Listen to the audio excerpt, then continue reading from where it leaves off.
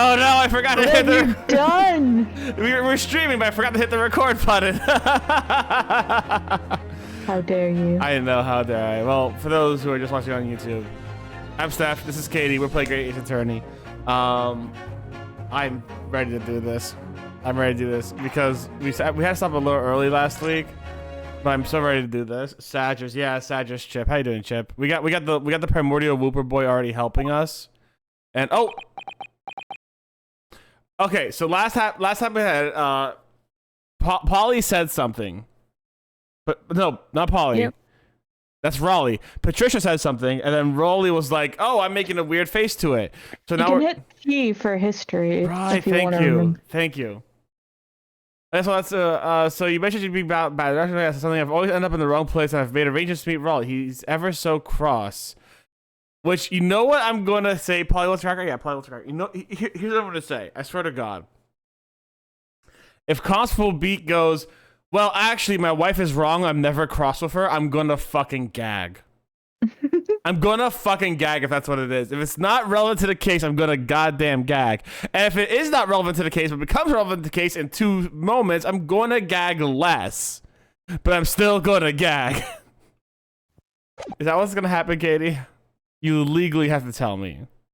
No, Okay. since I legally did. Okay. No, sir, no problem at all.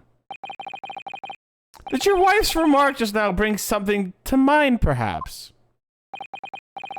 Oh, well, in a way, sir, yes, sir. I was, just remember that the same thing happened that evening, is all. Is she the murderer? She was late to seeing her husband. She could have been the murderer. Why? Well, okay, here's why. Ready? The reason why Pat wants to be a murderer is because Raleigh's a Bobby, right? Her husband's a Bobby, and she wants to be chased by a Bobby. So, like, it's her turn on. Like, she's that kind of person. Like, she likes the whole roleplay aspect of it, but she took it too far.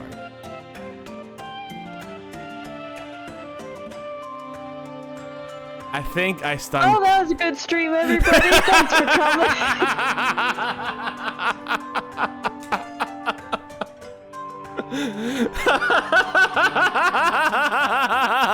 Remember to like, comment, and subscribe. Katie's done with me already. It's like the first 5 minutes of the stream. Let's go. You mean this beat lost her way on the night of the incident? You mean she was off the beaten path?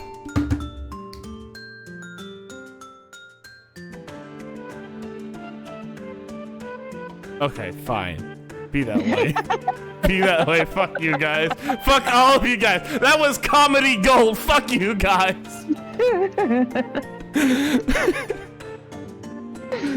Oh God. Here I am doing my best to perform for you, and y'all all like, Minecraft villager noise. I don't fucking know. All right. Well, you see, I sent her off to find my headphones cut out for some reason. Chip's like, I didn't even want to hear that.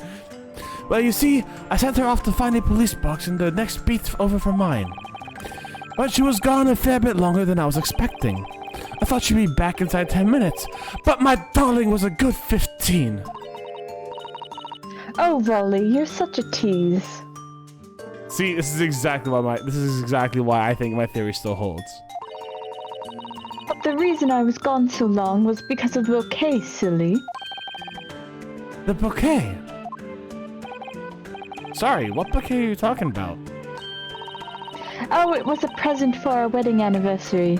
Raleigh's so romantic. He saved up for it with farthings and halfpennies he found in the gutter while doing his rounds. Oh, he looks embarrassed. Yeah, how romantic. I'd forgotten all about it until just now. Had you, my darling? Yes. But that was just between us. No talking about it to anyone else, darling. You have to promise. Really? Oh, What was that all about? Cosby looked very obviously troubled during their exchange. Officer beats the murderer. I see them. I'm Alright, afraid we can't offer any useful insight, Mr. Naruhodo. alright. Do you remember why Luke at me pretended to be both the bad guy and the good guy? Because he was an ego monster? Exactly, same. So, Raleigh beat wants his wife to love him because she loves bobbies, right?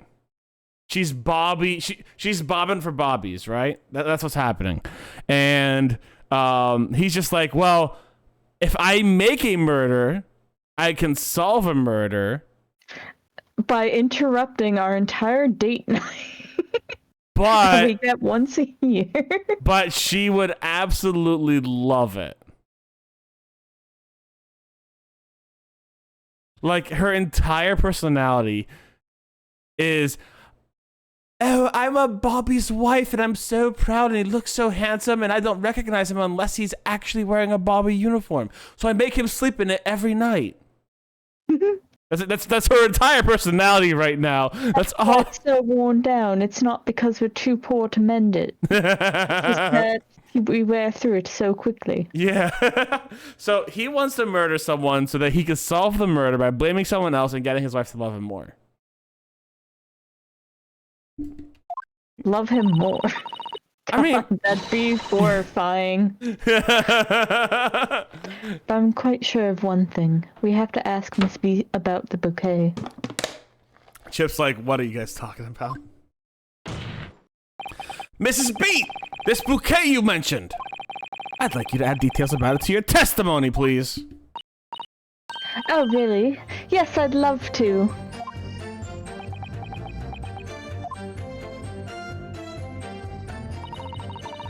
What happened was, I dropped my bouquet and ended up losing my way for a while. And inside I realized there was a knife that my husband happened to take out, and it looks quite like the one that was stabbed through the victim's back. Oh no! Chip's just like, I can't wait to see Bot's reaction to what happened to the flowers. Yeah, she dropped them. Beautiful. Did she just pick it? Alright. You mean you dropped the bouquet at the scene of the crime? Yes, that's right. Oh, I was so upset. Wait, there's no evidence of a bouquet at the scene of the crime. When we ran over and saw it was a woman with a knife in her back, I was so shocked I dropped the bouquet Raleigh gave me. Just wait, Bot. Just wait. I gotta see something. No bouquet. No bouquet.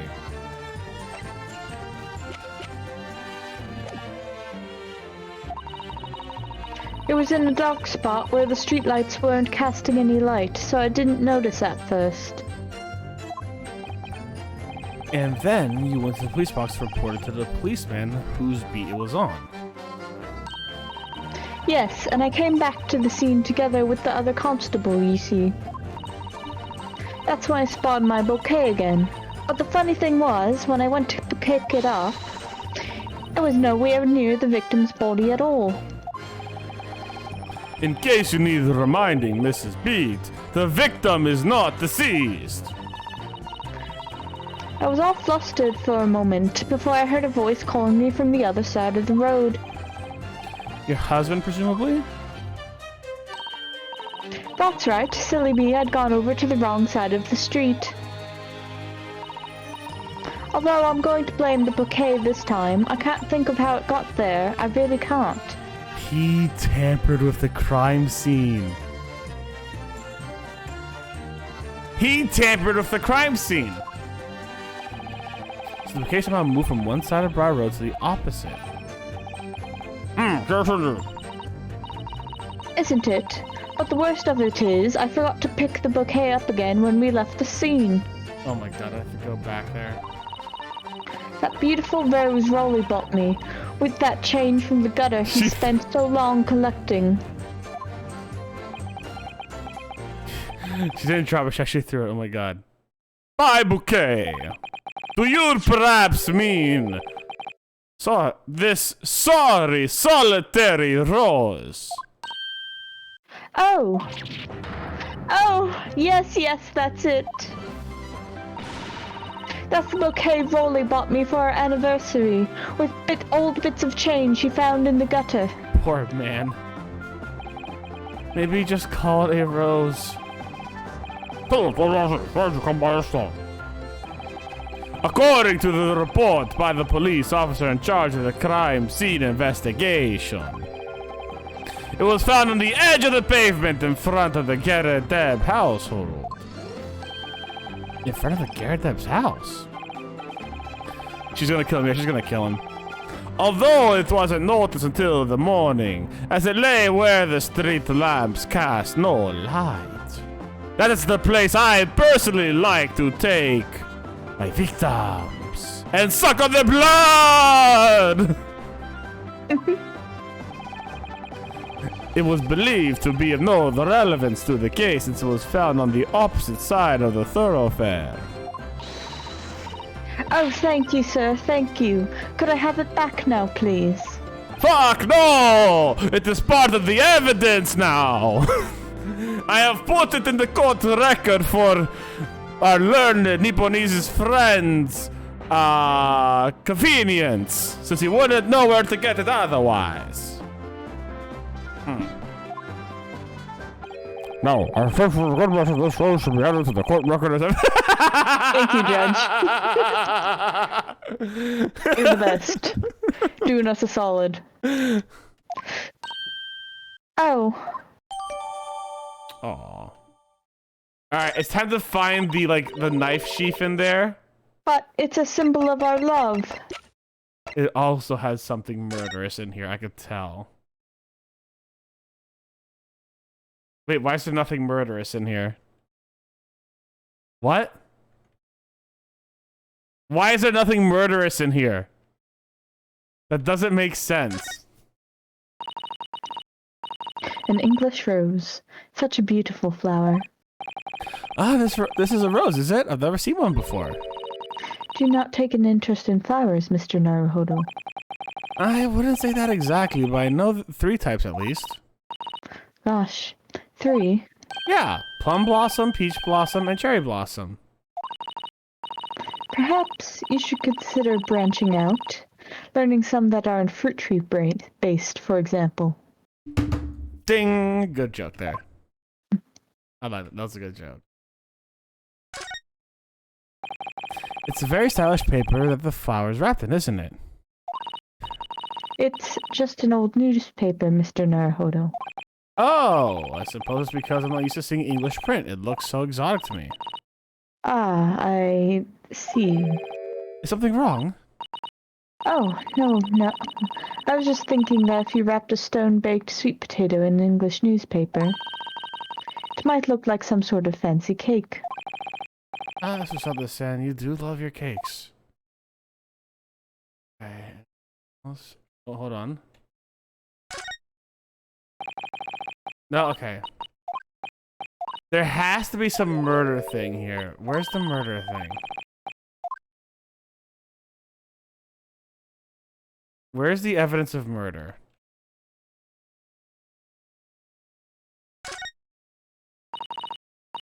Nope.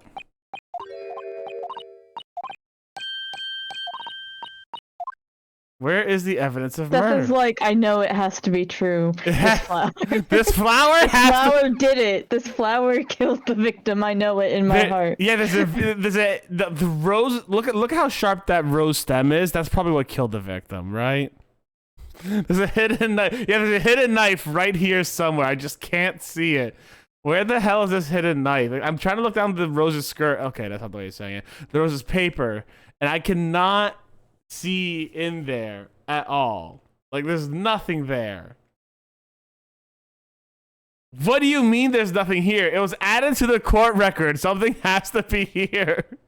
This is gonna bother me. I want it back after the trial. Do you hear me? I want it back.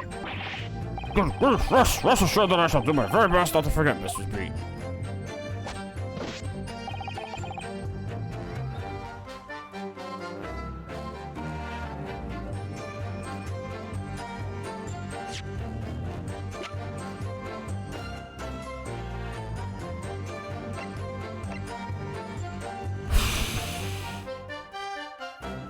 What is wrong with it? Something has to be wrong with this.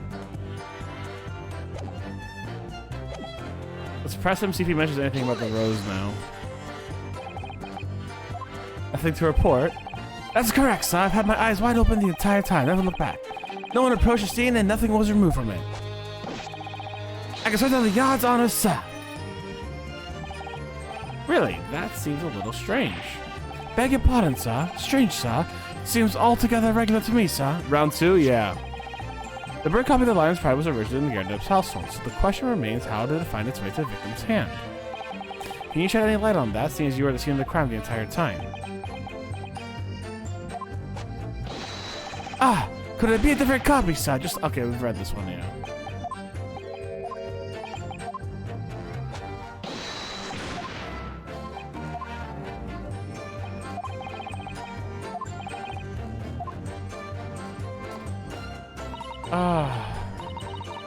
Well, Mr. Naruhodo, what do you make of all this? Yes. The whole idea of the invisible attacker has been troubling me all along. I believe I'm starting to get a picture of what really happened here now. The fourth book that has no business being at the scene of the crime made me sure that Mrs. Garadeb was hiding something from us. But it's becoming increasingly clear that someone else has been hiding something from us as well. I think I may already be armed with everything I need to strike a decisive blow here. This time, I'm going to expose the whole truth about this mysterious affair. But, is it the rose? Rips Rose to shreds, finds nothing? Yeah.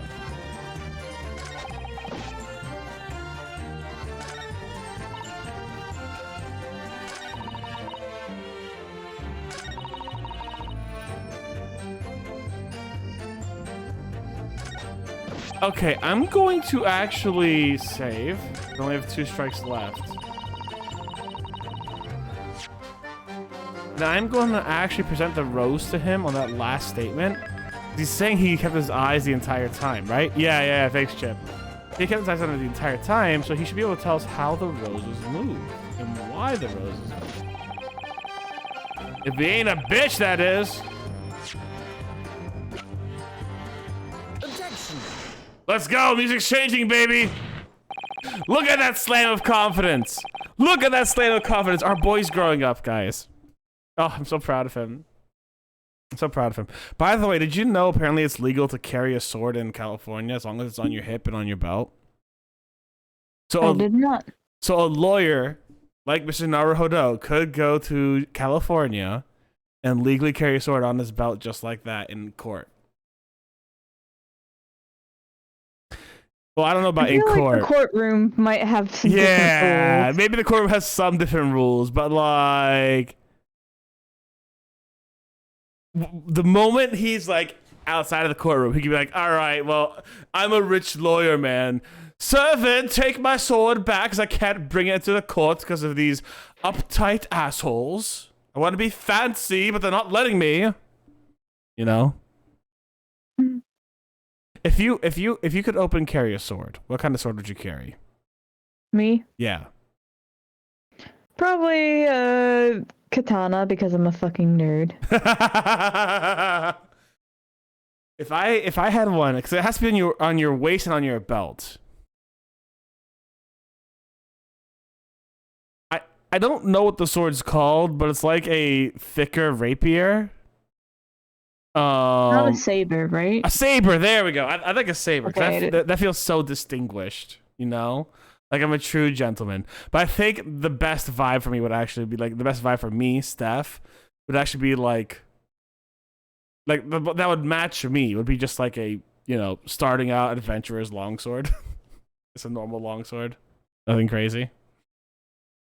Like I do not look like a very distinguished gentleman. You know what I'm saying? I'm kind of rough around the edges. I do my gardening. I got 30. I'm not very prim and proper. Don't wear tuxedos. So like, I don't think a saber would be like right for me, but like I would like it to be. You know what I'm saying? Give you like a little. Anyways, you claim, Constable B, there was nothing to report in the 15 or so minutes you were guarding the scene, but that cannot be true.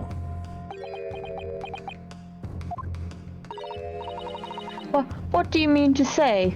Katana with a sheen black blade, a golden handguard, black cloth, Someone else is a bigger nerd than you here, Katie. Chip's going full anime on us. He's got the power of God anime on his side. We love it. We love it, Chip. That's awesome. In your testimony just now, Mrs. Beat, you explained to the court that when you arrived back at the scene of the crime when the policeman assigned to the beat, the bouquet you had dropped at the victim's side was no longer anywhere nearby. Yes! On the opposite side of Briar Road to where the victim was attacked.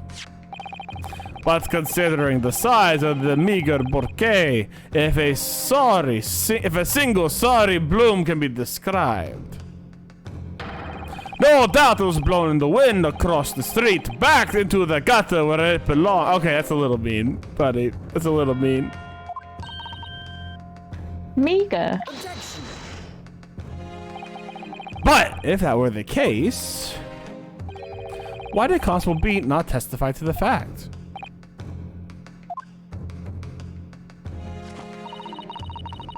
No one else approached the scene, and nothing was removed from it. Constable Beat swore that on Scotland Yard's honor. F. But the bouquet belonged to me. It has nothing to do with the case. That's why Wally didn't mention it, I'm sure. No, because sadly, it's not only your bouquet we're talking about here. More than one thing in this case is mysteriously the wrong way round. What are you talking about? Look at me scowl. He actually does quite look intimidating. Like, a little bit more intimidating than Edgeworth, but I see like exactly where they got that vibe. Like, they have a very similar scowl. For the sheath gold was the plate goes in black cloth covered the case at the end of a heart. Oh my god. You're a sword nerd? Let's go, Chip. Chip, if you're a sword nerd, look up Shadiversity. He does a lot of really cool like medieval sword and weapon talks, and he does like stuff on YouTube. He is a bit of a crypto guy, which I'm not the biggest fan of, and well, he does crypto for like Odyssey and stuff. And he also does AI art, which I also don't like, but like he's actually pretty accurate when it comes to medieval stuff. Shadiversity, SHADIVERSITY. Like I do not care about his views on AI art because he uses it, and he actually says like, I stopped commissioning some artists and using AI art. I'm like, I don't like that at all. That's not good at all. So like I stopped watching him personally, but he has a lot of really good medieval information on swords and what have you. Like, it's really good information. Think about it. Besides Mrs. Beat's bouquet, there's Mr. Garrideb's book. Mr. Garrideb's copy of The Lion's Pride, which was thrown out the window by his wife, would have struck a pane on the casement window and landed here on the west side of the street. And yet, it was actually found here on the opposite side of the road in the victim's hand. Meanwhile, according to the testimony we've heard, Mrs. Beat's bouquet should have been dropped here at the scene of the crime on the east side of the street. But in fact, it was actually found here on the opposite side of the road in front of Mr. and Mrs. Garrideb's house. There's no logical explanation for those things, unless somebody deliberately moved them.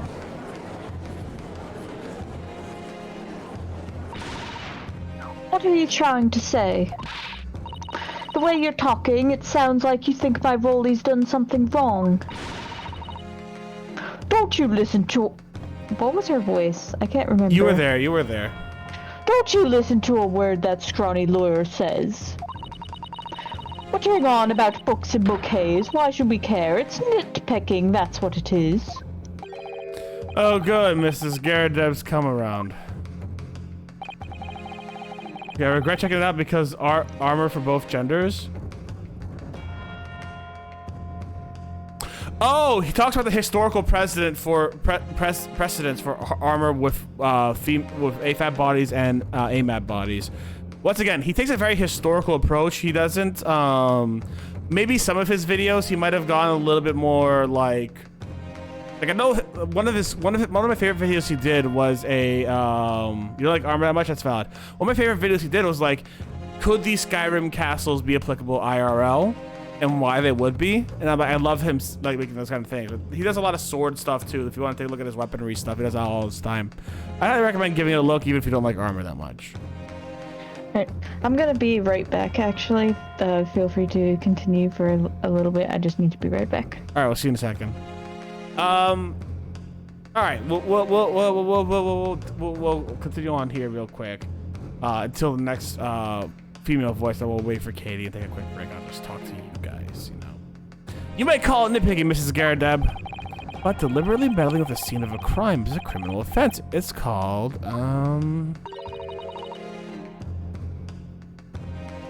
that's Katie's line. So we'll get to that when Katie comes back. So until then, I have an idea. Until then, for right now. While we're waiting, I'll open up something else so we can just relax with and have in the background, enjoy ourselves with. Nothing too crazy.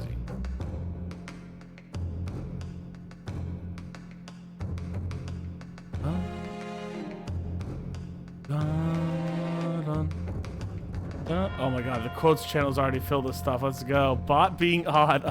Oh no. Bot just being bot. Being bot. Oh, these are amazing. These are amazing. I cannot wait to see them.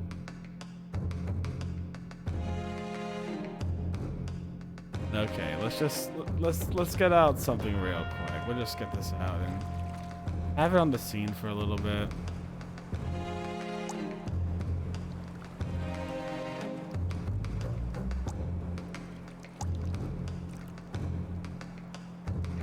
And we'll just bring this up for a little bit. Just for a little bit. We'll have the thing in the background, but wait, no, we'll just rest a little bit until oh Jesus Christ.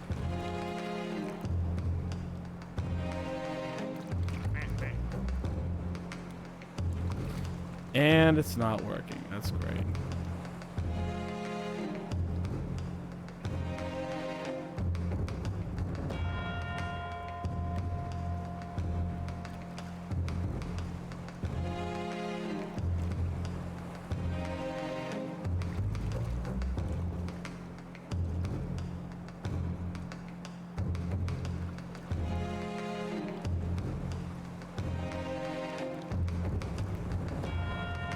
There you go. I'll do that for now. We'll wait for Katie to come back and we'll just kind of relax and see what's going on here. But no, I'm very interested because like right now we have a case that is very sussy. Very sussy. In my opinion on armor, I don't like it because normal looking clothes better because they are not bulky and loud, but what I hate is the armor just shows skin like the upper chest. Oh, 100%. 100%. No, I get that. I get that. There's a lot of like fan servicey armor out there, which is kind of like, why would you do that? What's the point of this? Like, why?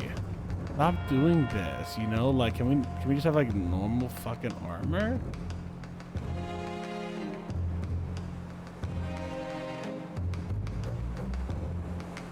Okay, but that is unfortunate. Just not how some companies do it, which is kind of shite, honestly.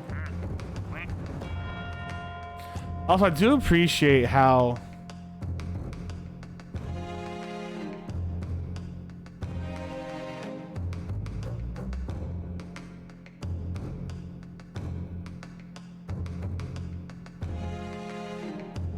there we go.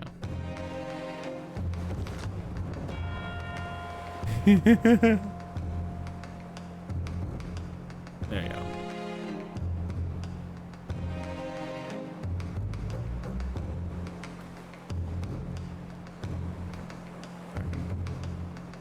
Boop.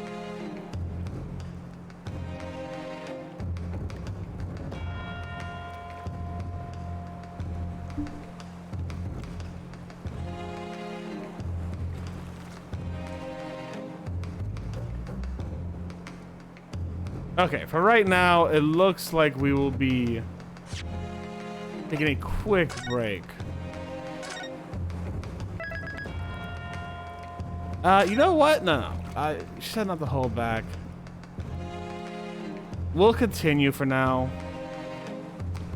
And get on to the Great Ace Attorney Chronicles again. She said she's gonna be a little bit, so unfortunately that does mean we will have to go without her for a little bit, but you know. All right. So we'll go on. I'll go on a bit and continue from here.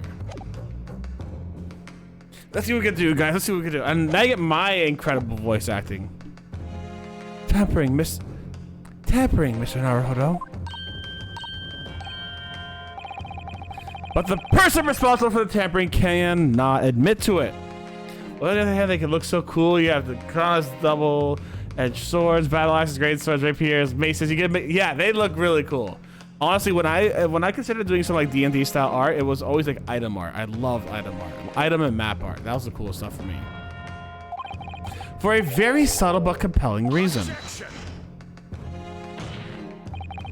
Tampering! You've barely heard the term before!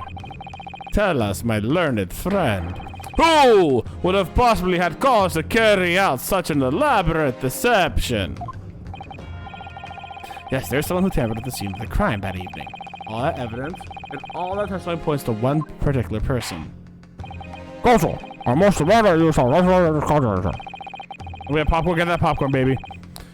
Who you say is the crime? Hey, lock slow! No. Take that! Obviously, there's only one person who could have been. Constable Raleigh Beat, it was you! What? A policeman, a member of Scotland Yard! What nonsense! Why would my Raleigh do something like that? There's no one straighter than my husband. No Bobby works more tirelessly for the people of London. Mrs. B, you said in your testimony that your husband asked you to go to a nearby police box to fetch the officer on duty. The 15 minutes that you were absent from the scene is the only opportunity anyone had to tamper with it. You're making it up. It's all nonsense. It's all lies. What about that Japanese man with the whiskers? I bet it was him. He did it. If that were true, Constable Beat would have seen him do it. Oh. And forgive me for pointing it out, but when you dropped your bouquet, Miss Beat, it was after the defendant had fled the crime. Well. First, you make accusations about the landlord and his wife. Now you incriminate the policeman as well. But your accusations lack one very important thing. Your claim the crime was tampered with. But there's only one reason anyone would commit such a reckless crime. To hide something.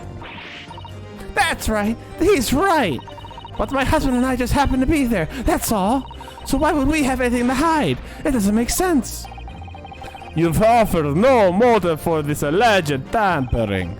And until you do, your accusations are nothing but empty threats. Constable B had a very good reason for wanting to tamper at the scene of the crime. That's the key to the entire affair. Mr. Naruhodo, have you managed to solve this mystery? Counsel, you have made a very serious accusation against a London police officer. If you are mistaken, I'm sure not need to point out that your reputation as a lawyer will be irrevocably damaged. With a stark warning in mind, will you now explain to the court what motive of alleged tampering? Yes, my lord.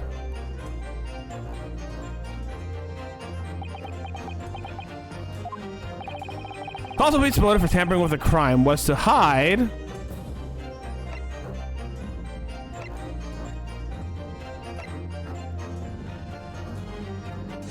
I'm going to save real quick because I think it's where the bouquet fell. I probably didn't care about the book at all.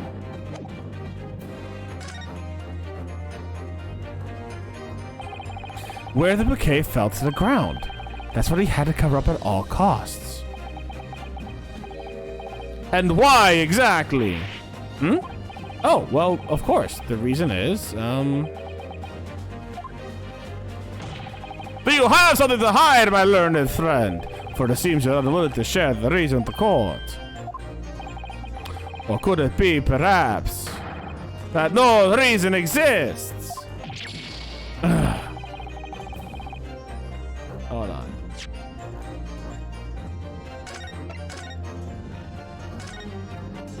I don't think it's the book.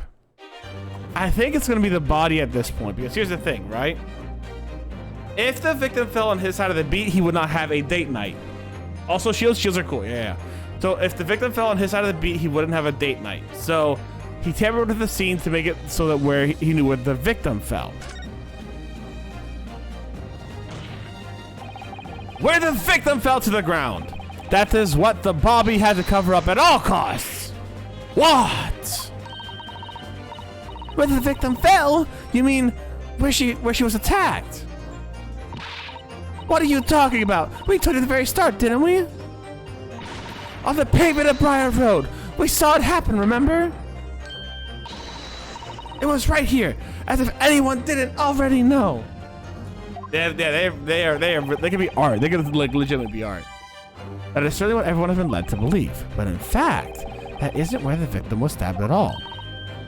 What? What?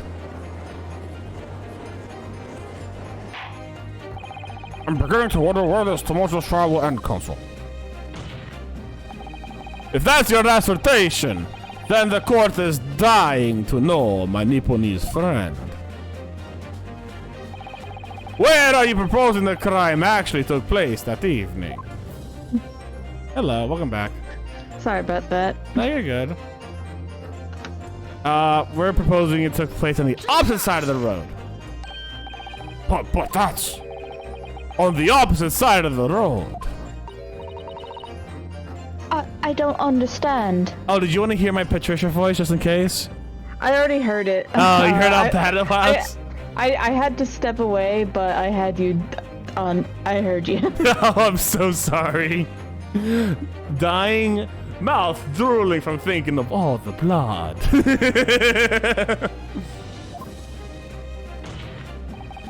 On the night of the evening in question, Mr. Gerdev's book fell directly down from the open window above, and your bouquet, Miss Beat, never moved at all. What did move was the scene of the crime itself! Good gracious! Objection! Perhaps you haven't been listening to the ample testimony the court has heard. But the witnesses both saw the moment the attack took place. That's right. I saw it with my own eyes. It was 5 o'clock in the evening and already dark. There was the typical London fog on the ground. When you saw the incident unfold and ran to the victim's aid, that was actually on the west side of Briar Road. No, that's not true. It can't have been. Constable Beat then arranged for you to be absent for a while by sending you for help. Jammy Dodger, thank you for the sub! 3 months, thank you, Jammy Dodger. I'm glad to see that emote's still working there. And during the I almost went Dracula for a second. The moment I see an R, just like during, I'm going to speak like Dracula because his R is so pronounced. And during the 15 minutes you were away, he transplanted the crime scene. Yo, that's awesome. I'm so glad to hear it. He moved the things shown in the print, the victim, herself, the 4 books. He moved everything, in fact, to the pavement on the east side of Briar Road. Crack in here, beloved. Extraordinary. But the constable overlooked one thing. What? What did he overlook? Great Ace Attorney. The bouquet, I presume. Exactly. The prosecution told the court just a few minutes ago about the discovery of the rose bouquet. Lord Van Zeek said it wasn't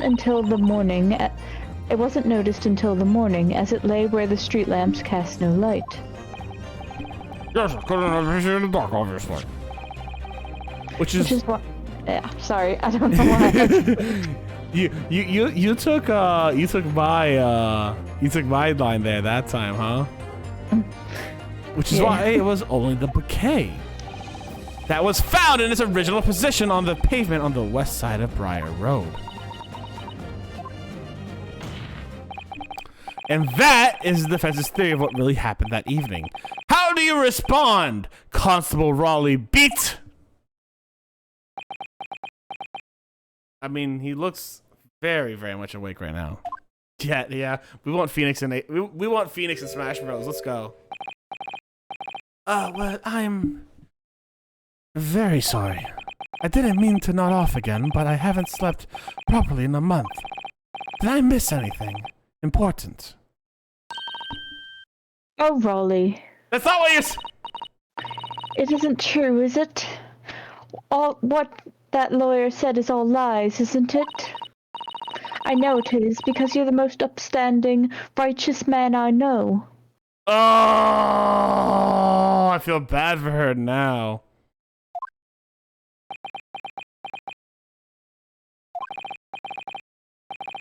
I had a dream, a terrible dream. All the things I did that night. Everything come out, everything exposed. Only it wasn't a dream at all. Good golly! Guys, let the judge say fuck. Come on. Order! What the hell is the meaning of all this? I mean, my favorite thing is one of the Ace Attorney games is rated M. Wait, what? And it's one of the Ace Attorney games is rated M, and Phoenix still swears using the word fudge. Oh my god. Which game is this? The fifth one. It's rated M? I kind of get why, but I really don't think it needed to. No, it really didn't need to be, in my opinion. Why was it rated M? I have to know now. I know why it was, but nice. I think it's rated M because someone is shot and killed on screen, but okay, gotcha. also there's some more like blood in it, but Gotcha. Oh, good luck there, Jamie Dodger. Because of let the judge say fuck, dude. Let him say fuck. Alright, there you go. Kitty, you're on. oh, Raleigh, why? Why would you do something like this? Moving a corpse is a criminal offense, isn't it? I must remind you, she's not dead yet. Wishing the victim dead should be one too. Constable, explain yourself. Why would you do this? As a respected member of the Scotland Yard, your duty is to protect the good people of London town. I can't say, sir. What? I really am ever so sorry about all this. For damaging the Yard's reputation. For everything. I have a possible explanation. You bitch! For why, on that particular evening, Constable Beat felt compelled to move the scene of the crime. I can think of one reason. What? How could you possibly know? For you, a foreigner, presuming to understand the mind of a Scotland Yard policeman. Oh, thank you, Jamie Dodger. You guys took away his gun, right? We did not take away his gun yet, no. But we did find out he altered the scene of the crime method, no. And yet, Lord Zeus, it is the foreigner who has uncovered the sudden truth of the matter thus far. I believe it will be beneficial for the courts to hear this extraordinary young lawyer's story. Come to the defense, if you please. The judge does not see race. Judge appreciates everyone, as long as they're on the side of justice. Judge is a justice sexual. If you fight for justice, he likes you. That's what judge is. Yes, my lord. Oh, I think you have better show us some evidence. What, my lord? England, Japan, it makes no difference where you come from. Human emotions are the same. And I think I have a fairly good idea of the feelings behind this man's actions. We're gonna wait for the constable to take more actions. I swear every time you speak as him, it becomes more and more jumbled. I go between being like, Hey, it's me, the judge. This is for... and then I go between, like, I admit that. There's sometimes when I just go like, Council. you know what I'm saying? Yeah, because I hear it.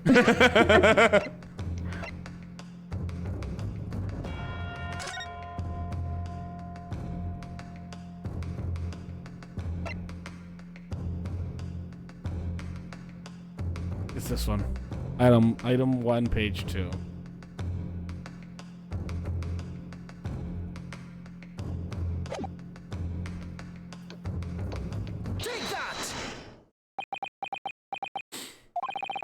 I realize I'm a foreigner in this land, and I have only just arrived from Japan, which is why all this information about London's so-called bobbies is completely new to me. My armband! I've learned that the honorable patrolling the beat is the most demanding work in the world, for example. Given the police, the beat is all kinds of ways. There's no doubt the young bobbies in charge of a great deal of research. Certainly. But for a constable beat, the day in question was special. Special? How? On account of this bouquet, my lord. Oh yes. It was our very first wedding anniversary. Constable Beat had worked so hard to be able to afford a simple gift for his wife, and was looking forward to taking her out on a celebratory meal. When he and Mrs. Beat stumbled upon a crime along Briar Road.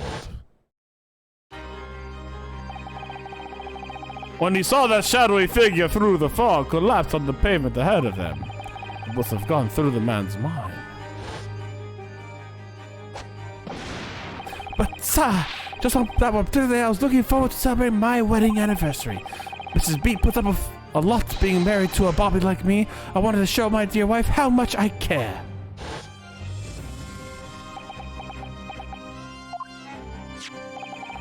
This is the warrant card that Constable Beat offered to lend me earlier. Inside, among the rules for patrolling policemen, it says, when a crime is discovered on his beat, a policeman must assist with the initial investigations and help detectives. Constable Beat? Is that, or is that not the reason why you moved the whole scene of the crime that day? Yes. Everything you said is... it's all right. So that's it. It's all to do with the boundary of your beat. Oh. Exactly. To summarize, the incident actually occurred on the Constable Beat's beat. Good gracious!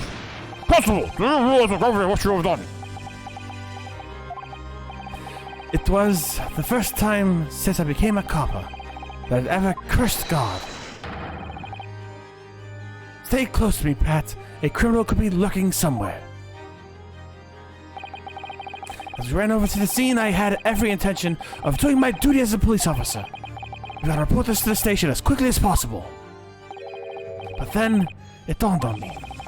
I realized where we were, where the victim was lying, and what that meant for me. When a crime is discovered on this beat, a policeman must assist with initial investigations and help detectives. Why here? Why did it have to happen here? And why tonight of all nights? Why?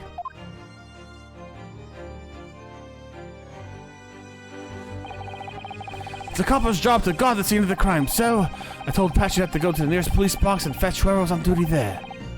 It was then, when I opened my mouth to speak, it just came out. I couldn't believe the words that were coming out of my own mouth. This is the beat next to mine, Pat. So you have to get the police box that covers it. Turn right along Mearsham Street and then... etc., etc., etc. etc. again.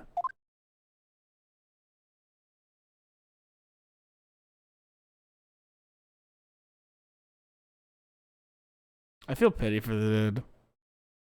I do.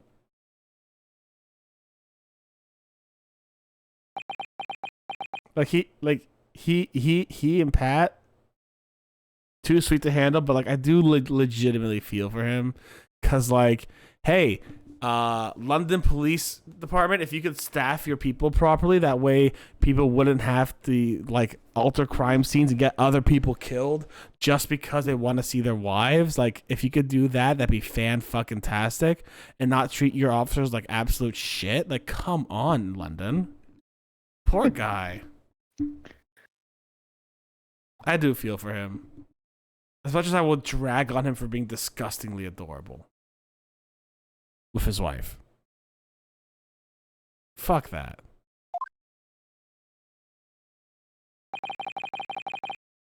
I'm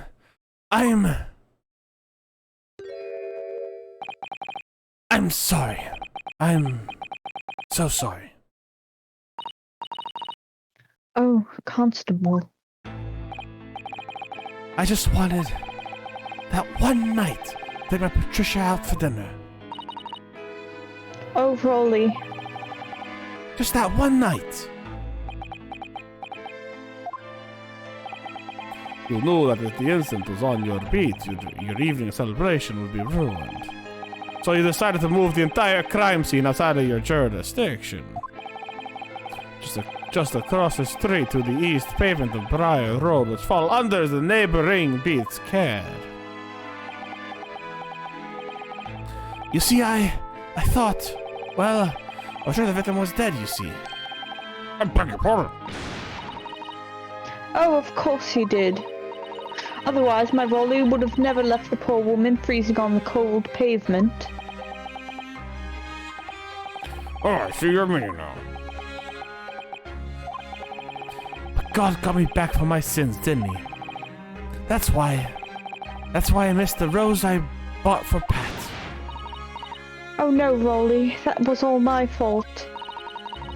I should have never dropped it in such a dark place. I'm so sorry, Rolly. I'm so sorry I couldn't help cover up your literal felony, Rolly. I still have to poke at him. Can you tell us, Constable? Listen, first and foremost, proof that the ACAB. Yeah, exactly. First and foremost, ACAB. Secondly, policemen directly altered the scene of a crime, providing to a false identification of who actually committed the murder. Now, it is 100% entirely possible that this crazy fucking woman who was attacking her husband basically murdered this woman. Entirely possible that she threw a knife out, hit the thing, and just fell down on the woman and stabbed her in the back. 100% possible. How many books did you move from one side of the road to the other in total? Oh, 4 it was, yes sir. Definitely, 4. 3 of them dropped by Mr. Natsume, and the 4th being the one that fell from the window upstairs in the Garadeb household, of course. But what made you place the book in the victim's hand? And all the others were so haphazardly thrown around. Oh well, sir, that's because that's how I found it. How you found it? What do you mean? When we first ran over to the scene, the victim was already holding the book. So when I moved everything, I made sure it was still in her hand. You're sure it was this book, The Lion's Pride, that the victim was holding? You think a policeman would at least check for a pulse or something before declaring someone dead? Right, Ethano? Like, nah, she dead. Fuck her. I want to go on my wedding night anniversary. Like, come on. To be fair, checking for pulse is hard. Is it? It can be.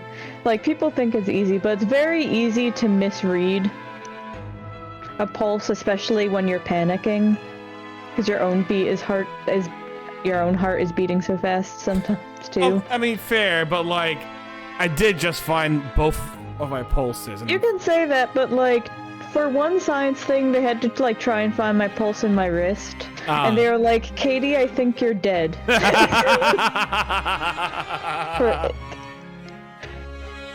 Like, okay, I mean, fair. I guess Rolly being like, oh wait, pulled out his gun. Rolly, oh wait, she moved, pulls out his gun. Bang, bang, bang. Oh no! Oh no, Chip! We don't need to get too realistic. But yeah, no. I guess like I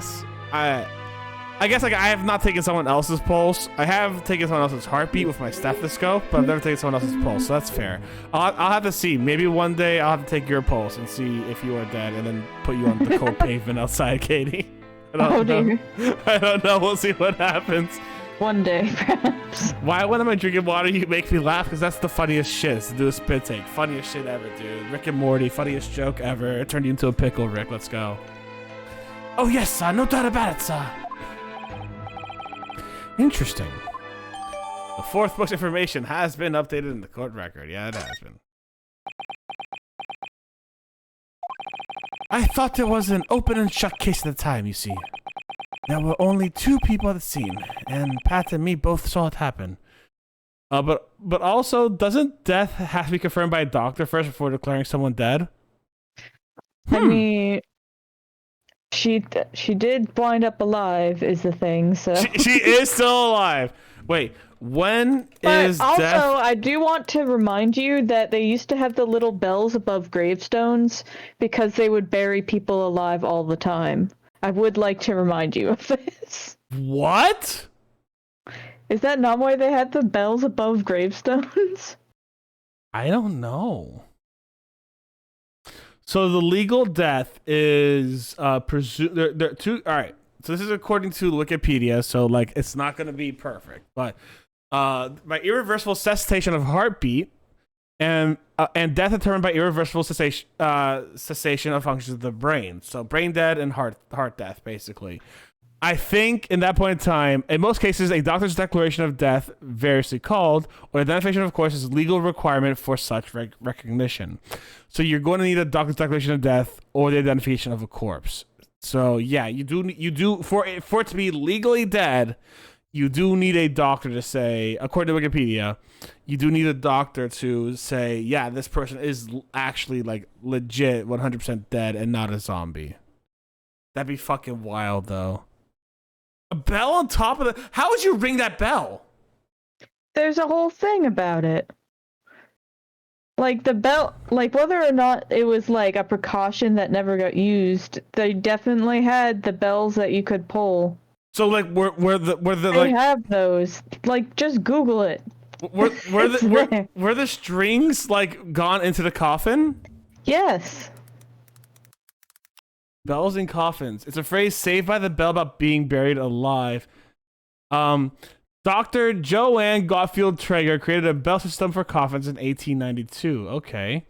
Strings were attached to the body's heads, heels, and hands and were connected to the perch above the ground, and a cemetery watchman would be alerted that the bell rang, according to History Collection. What? Okay, I'm reading this. I'm now reading this other thing. Being served only to fear the flames of being associated with being alive. One particular story coming out from... It seems like it was a story thing. Like, you know, safety coffins. Cholera outbreaks and bacterial infections causing severe diarrhea and dehydration were prevalent in the 18th and 19th century. They left the communities impacted very ill, but also, it was during this time that clever feats of engineering sought to comfort the panicked population. Such an invention was a safety coffin. A coffin provided its occupant the ability to escape from the newly found entrapment and alert others above ground that they were indeed still alive. Many safety coffins included comfortable cotton padding, feeding tubes, intricate systems of cords attached to bells, and escape hatches. Unfortunately, most neglected methods for providing air. No. No! Oh no! Ripperoni. Guys. Okay, hold on. How long can you... Okay. Time to look it up. How long time in coffin air? A little over 5 hours. Okay, so basically, you have 5 hours to wake up and ring that bell before you fucking die. You could be fed. Of all things, you could be fed, but you can't breathe. Oh my god. That sucks. Oh. Oh wait.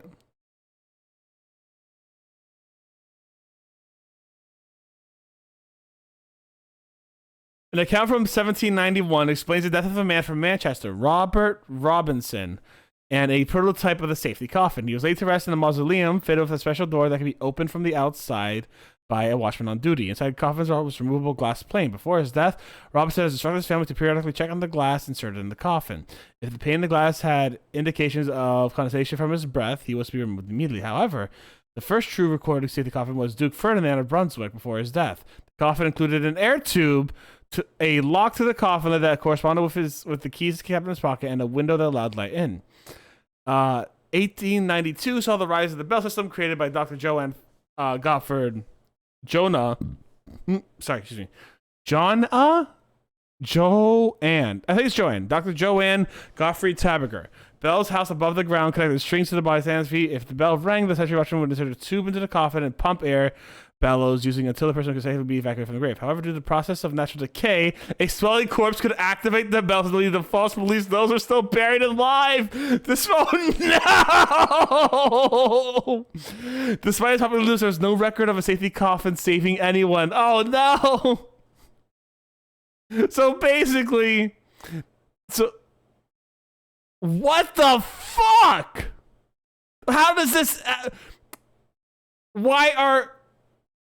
Oh, okay. I know tapping. I'm not gonna read that part out. I don't want to read about smoke enemas, guys. I'm so sorry. Objective. That took a weird turn that I wasn't expecting. Hey, I was reading it. I did not expect that either. But all I'm saying is, imagine how zombie myths got started. Well, I mean, one of the reasons for like a vampire is that like the swelling after like the body dies makes it look like the nails are growing. Yeah. And makes it look like they're well fed. They might even have some blood coming out of the mouth. Yeah. It freaked people out. And So, that's where vampires came from. So what if just like part of our undead fascination and story and myth telling and like zombies and shit just came from legitimately like these decomposing bodies giving off gas and getting those bells to move by accident? I mean, that's definitely part of it. I'm sure like there are cases of like people being presumed dead, but they weren't actually dead. But none of them were saved by a safety coffin. Probably not.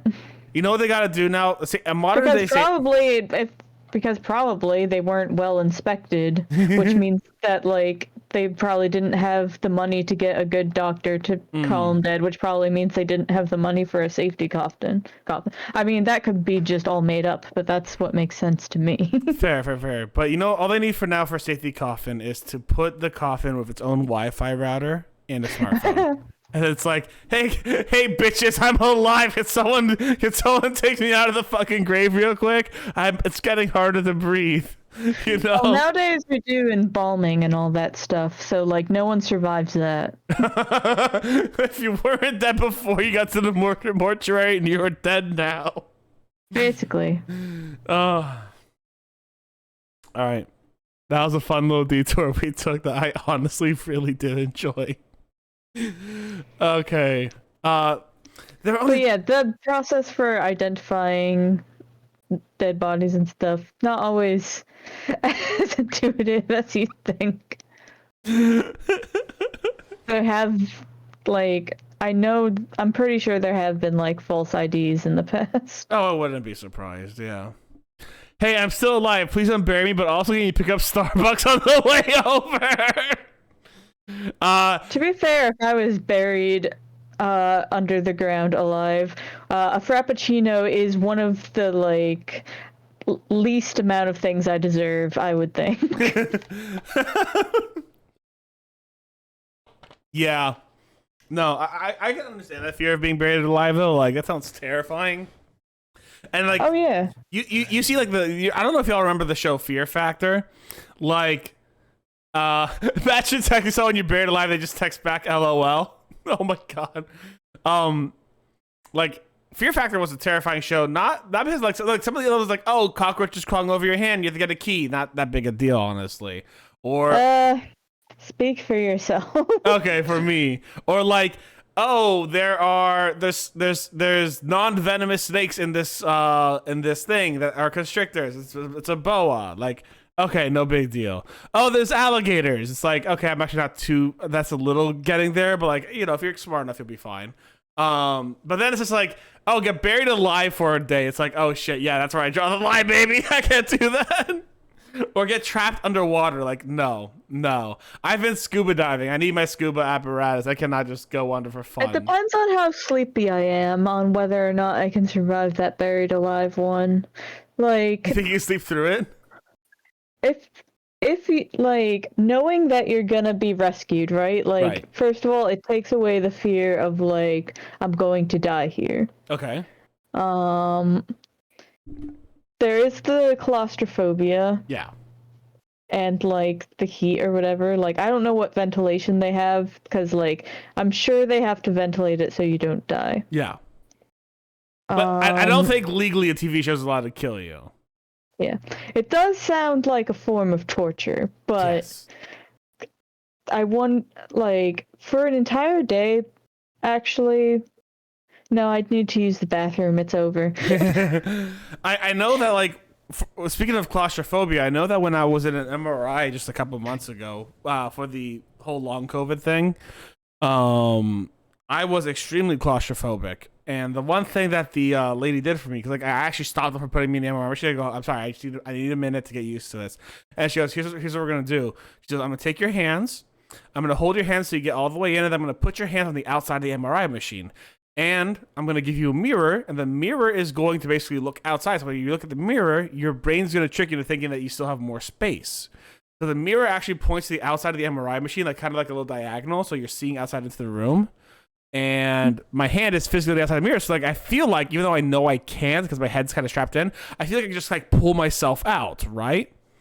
So like I literally kept like one hand on the outside of the MRI machine and one hand on my chest, because like I do get a little claustrophobic in these very specific situations, and it was the longest 20 minutes of listening to rock and roll in my life. Oh my god.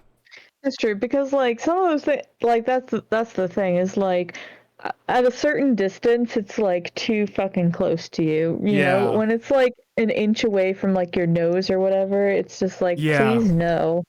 The MRI was about, I want to say half a foot to maybe a foot away from me. Like, oh no, it was bigger than that. Like whatever this distance is. Okay, then that's not like as bad as like I feel like what they sometimes do. No, like, no. But like, I hate tight spaces. I sincerely do. Like, I think it was maybe a foot, and then 6 inches out was the mirror, and then you have these clamps on your head. Because I was getting a cranial, or like a brain MRI. They put clamps on your head, and then they give you like headphones, like that are big and bulky too, so like, listen to rock and roll. Or whatever session you want to. So like I was there in tight, and my head was held in a very strict position, so I was not feeling great at that moment. But we went through it nice and easy, and I got the results, which was like, you're fine. I'm like, okay, cool, thanks. Good. But yeah. Anyway. Wow, we've off on a crazy tangent. I don't think anything's legally allowed to kill you. Incorrect. I think there are several things that are allowed to kill you legally. You do have to commit crimes in most cases to warrant them, but or you have to be like already dying, but I don't think euthanasia is legal, is it? Is it? I don't know. Well, at the very least, the death penalty. Oh, I mean, yeah, 100% death penalty. I don't know about euthanasia. Maybe. I thought maybe it might be, but I don't know. I don't think in America it's legal. I think in other countries it might be legal. I know you could, like, I know there's euthanasia for pets and stuff. I don't think there's euthanasia for humans. Unless you count taking someone off life support euthanasia, which... No, that's not euthanasia. That's not euthanasia, no. Anyways. There were only 2 people at the scene of the crime, and Pat and me both saw it happen. However which way you looked at it, it had been the fellow who ran off had done it, I thought. couldn't see the harm, really. I didn't think moving it at all over the road would make a jot of difference. I suppose this is it for me now. I've had it. My lord! Yes, what was this? Ah, fuck, paint! What? I dropped my paint.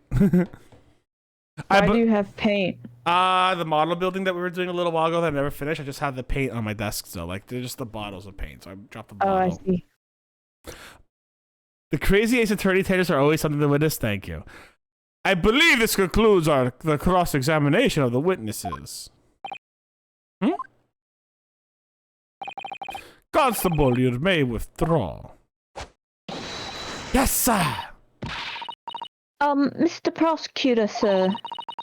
What will become of my Rolly? What will happen to him? For now, you are free to go home. The police will contact you in due course. Please, don't punish my husband. This was all my fault. It's because I'm always moaning at him for coming home late.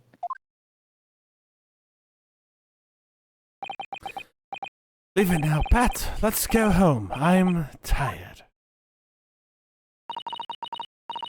All right then, my love. One last thing, Constable. Sir, let this be a lesson to you. In a criminal investigation, every detail matters, however insignificant it may seem to you. Yes, sir. Carve that lesson into your mind. And never again make the mistake of tampering with the scene of a crime, or I will suck your blood! Never again, sir. You mean to say... Leave, now! This trial is not yet over. Sir! Bounty's has somewhat of a heart. Well, question I will say. Whoever thought it was a third party transferring the entire scene of the crime like that. Indeed, my lord. Nevertheless, there are some immutable facts. Principally, that the accused, Mrs. Oseki Natsume, is the only person who could have committed the crime. No, I disagree. Now that we know the true scene of the incident, there is someone else. Another person who could be responsible for the knife in the victim's back. Forgive me for being presumptuous, but I believe the prosecution is probably aware well of this possibility already. What was it? That's true. Very well. Name the person if you will, and if further investigation is warranted. The prosecution has objected to the trial continuing.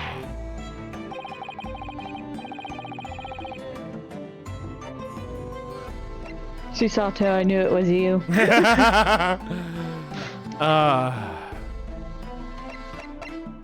I mean, scrawny with whiskers, bad posture, and can't walk right. That's John Garrett, baby. Saving it, that way. Only have 2 of them left.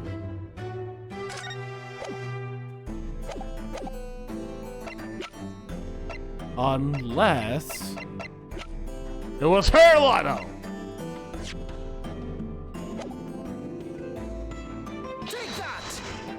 Death. What? Death. You're not even gonna take it. Take the penalty, Steph, you coward.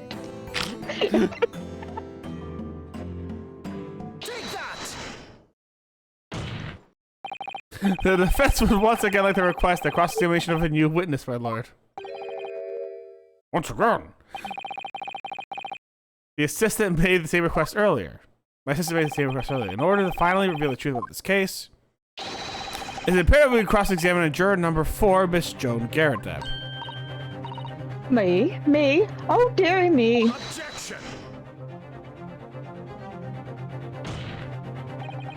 That request has already been denied. But the situation is very different now. Mrs. Garrideb answered me this. What do you want now, you little toad? At the time of the incident, you were engaged in a violent argument with your husband, Mr. John Garrideb. In the course of the arrangement, a minor house fire was ignited, and to clear the smoke from the room, your husband opened a window that looks over Briar Road. Well, what of it? You threw this book at your husband when he was cornered with his back against the window. Upon striking the pane of the open top hinged casement window, the book plummeted directly down, finding its way to what we now know to be the true scene of the incident. Just as I said, what of it? During the argument, you were beside yourself with rage. As such, you threw not just books, but anything you could lay your hands on. So, let me ask you one more time, Miss Garrideb. This knife, the one removed from the victim's back, have you really never laid eyes on it before? Ah.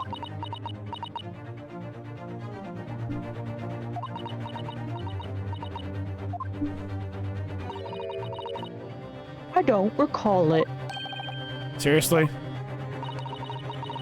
Am I supposed to remember everything I picked up and threw at my husband? And anyway, the man over there and all that regalia said the members of the jury needn't testify, didn't he?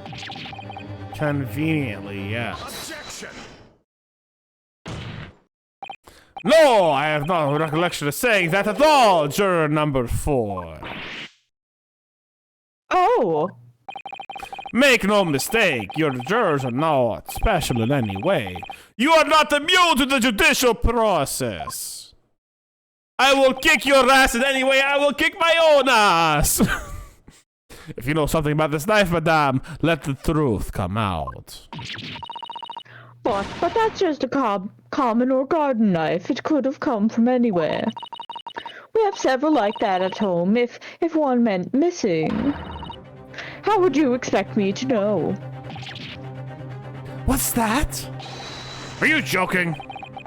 What are you saying? Please, Miss Garrideb. Did she just admit to not having an idea? Now you listen to me. I refuse to believe all this nonsense. I couldn't bear the thought that I'd injured someone. Do you hear? I couldn't bear it. Oh, the poor woman. Yeah, my ass, poor woman. So yes, I want evidence. I want to see hard evidence if you're going to insist on this being my fault. You're going to have to prove to me that I threw that knife if that's what you think. Come along now, chop chop. Do your worst. Well, Mr. Naruhodo. if I had evidence like that, believe me, I would have thrown it at her already. Then take the stand, juror. Oh. The prosecution does not object to the defense's request to cross-examine this woman. Thank you, Lord Van Zeeks. I'm going to have to testify. Juror number 4. As I'm sure you will appreciate having to observe with your own eyes today, witnesses' testimony can lead to the most extraordinary truths being unearthed. Truths which witnesses themselves may not even have been aware. Oh, dearie me. So I demand your full and unadulterated testimony, Mrs. Garrideb, and mark my words, in this court of law today, we shall extract the truth. Do you concur, consuls? Certainly, my lord. Oh, that's what I'm hoping for, my lord. We're only gonna have 5 votes now, okay. This is such a strange feeling. For the first Dramatic zoom. I know, right? Like if I just like stopped, would it just? Cause no, it stopped. No. I was wondering if it continued down to like his face and it eventually just like hit his like the corner of his cheek or something. For the first time since arriving in this country, it actually feels real.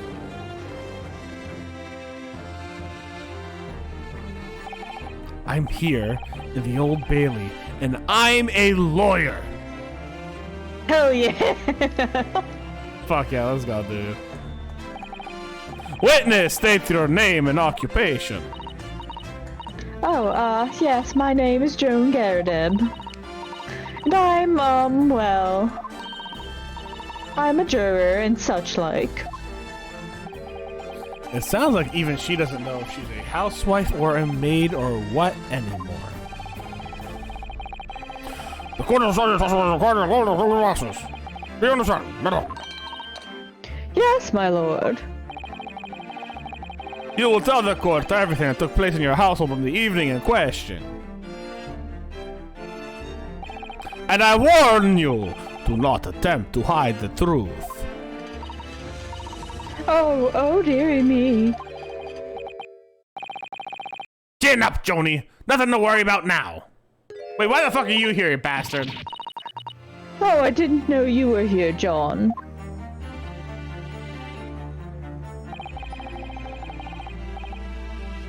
Here's the problem. She's just gonna abuse him again and like throw coffee all over him here. I feel like they just couldn't. I feel like they needed just to reuse his price. So it's like let's fucking bring him back here so she could like throw coffee all over him again. Wasn't it you? Wasn't only you in that room that day, old thing, was it? I think I ought to testify as well, don't you? But what about your knee, dear?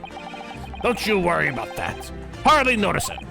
I'm not the sort of chap to leave a comrade to face disciplinary action alone. Oh, John. Oh, Rolly.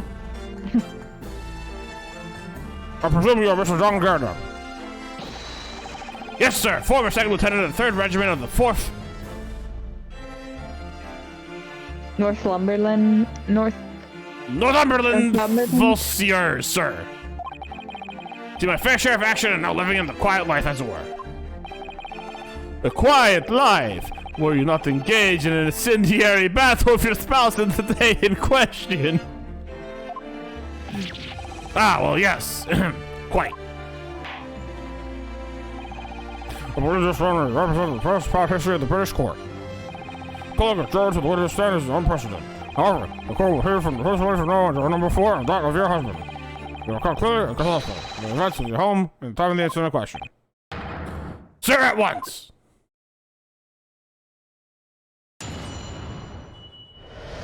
Oh, these two.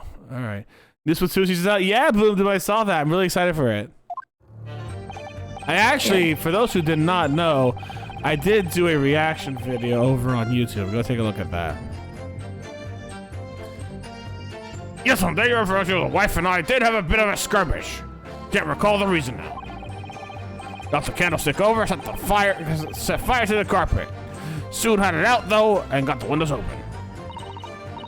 Meanwhile, I was picking up whatever I could find to throw at him. Plenty of knives around our place. Can't say I'd noticed if 1 or 2 went missing, I'm afraid. If that bally thing in the victim's neck was one of ours, you will have a job proving it, I think.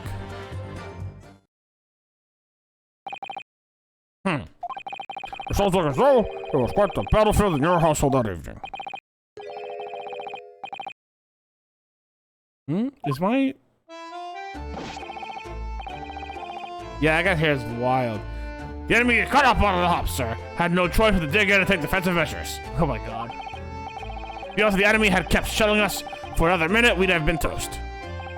Of course, a veteran such as myself. There's only too aware of every battlefield you're just a gnat's whiskers is away from a moment. And I wish it stayed that way. Yeah, he's... God, he's got a moon.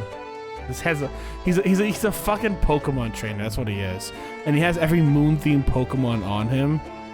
Like, I swear there's like a literal Pokemon trainer sprite with like that moon Pokemon from Generation 3 or 4. I just realized he looks like a moon and her ring's a sunflower. That's kind of cute, though. I mean, obviously her whole thing... It's fire. The game wants you to treat it as slapstick, I'm sure. It's questionable, but, you know. It's fire heat. She's on fire, she is the sun, he is the moon. What is it? He is the lamb and she is the lion, something Twilight joke. I don't remember it all clearly. I don't remember it all too clearly, if I'm being honest. All I know, I had a brief Twilight phase. Well, then again, I don't know how brief it was, but in middle school I did have that Twilight phase, to be sure. A brief 3-year Twilight About the time phase. that the movies started coming out, I was kind of getting out of it. I remember I was talking to Elijah about it once, and I'm like, well, like, isn't the whole thing like there's like a huge unhealthy relationship dynamics? And he goes, Steph, literally, one of the characters there is a Confederate soldier who owns slaves. There's a lot of problems with this story. It's just an escapism for some people to have fun with, and people should be allowed to enjoy it in the context it was given in. Like, Yeah, no, it's like it's wild. Most things are gonna have their problems. Yeah. As long as you're aware of them and don't brush them off as like not a problem. Yeah. But I just thought it was really funny because I'm like, this is why I would have liked Twilight. And then he's just like, there's a lot more reasons to not like Twilight than just that stuff. I'm like, fair enough. Yeah. I mean, the whole appeal is just, you know, having a soulmate, having someone who would like do anything for you, etc., etc. Yeah, exactly. Like, it's literally just Star Wars with vampires in terms of like problem. Legitimately think about it. It's just Star Wars with vampires. Like, fair. And Edward didn't actually like kill Bella out of like anger, bloodlust. So like, you know, that's a point in his favor. Edward didn't go killing younglings.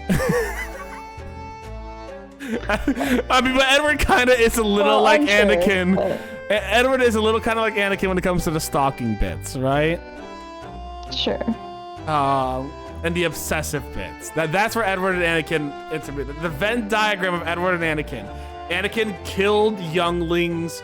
Edward did not kill younglings. Middle of both broody. Just broody. Broody, like over dramatic, and very creepy stalkery. That's the middle. And the outsides are just killing younglings and not killing younglings. Oh, and sand. I think Edward might like sand more than... I don't think we have anything to say that Edward doesn't like sand. The verdict's out. The verdict is out. The biggest difference between Edward and Anakin is sand. Oh, God. Why do I say this shit? Get back into this voice now. Fuck. Oh. Are we still talking about a marital quarrel here? Well, I must say I'm dubious that this testimony shall shed any light on the origins of this jackknife. In combat, one's focus narrows such the surrounding is barely noticed. These witnesses may not be able to offer anything more than we have already testified. This may be a dead end. And Zeke's may well be right.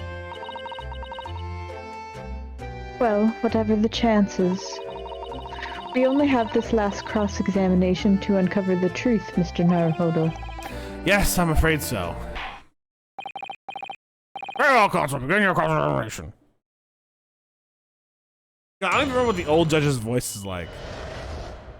Like, I know it's something like gravelly and like whatever, but like... The Battle of Garrett! It's a little bit less mumblecore, I think. Mumblecore? I don't know what actual mumblecore is. I don't know. I mean, there's like mumble rapping, you know what I'm saying? It's like... Yo! You know, that kind of shit. But I do find it funny that this cross-examination is called the Battle of Garrett. It's hilarious.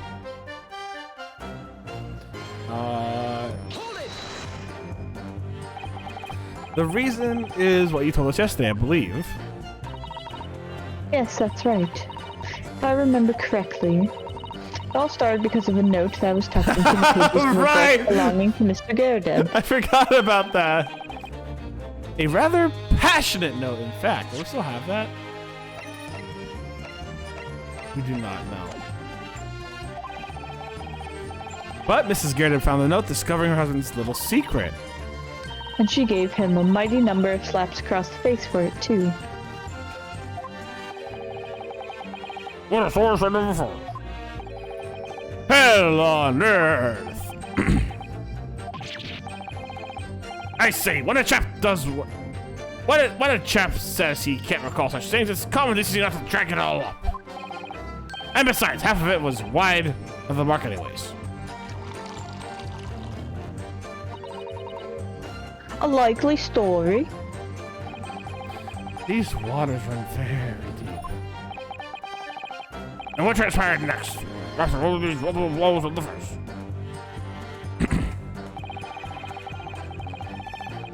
Are you sure a tiger didn't eat your carpet, sir? I just want to double check. Are you sure a tiger did not eat your carpet? Unclear. Oh, it's a lion. It's a lion, right? And the fire spread some items of furniture, didn't it? The bookcase, the armchair, anything of mine, really. So happens there was some bath water around the evening, so I sloshed it about and put it up.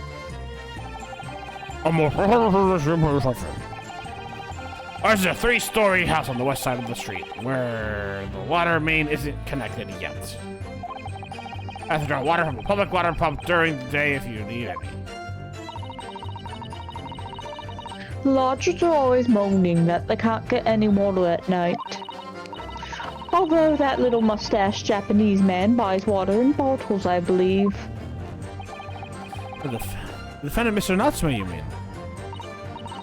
Yes, he receives a stipend for his studies, you know, from his home country.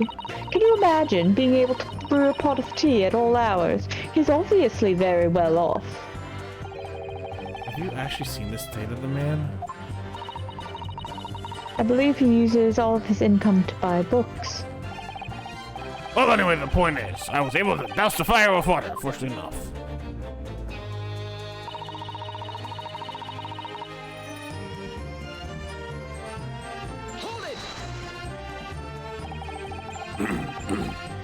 The room was on fire?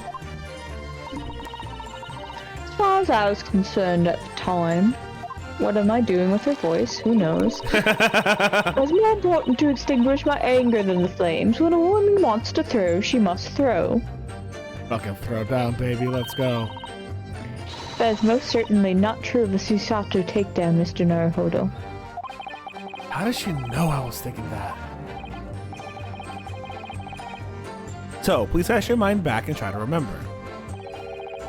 Was a knife among the items you threw at your husband that day? In all honesty, I don't recall. I feel I must point out that I'm no monster. Let me see. Some bread, a cabbage, garlic, a towel, and a sponge, a napkin. Excuse me. Do you have something to add, sir?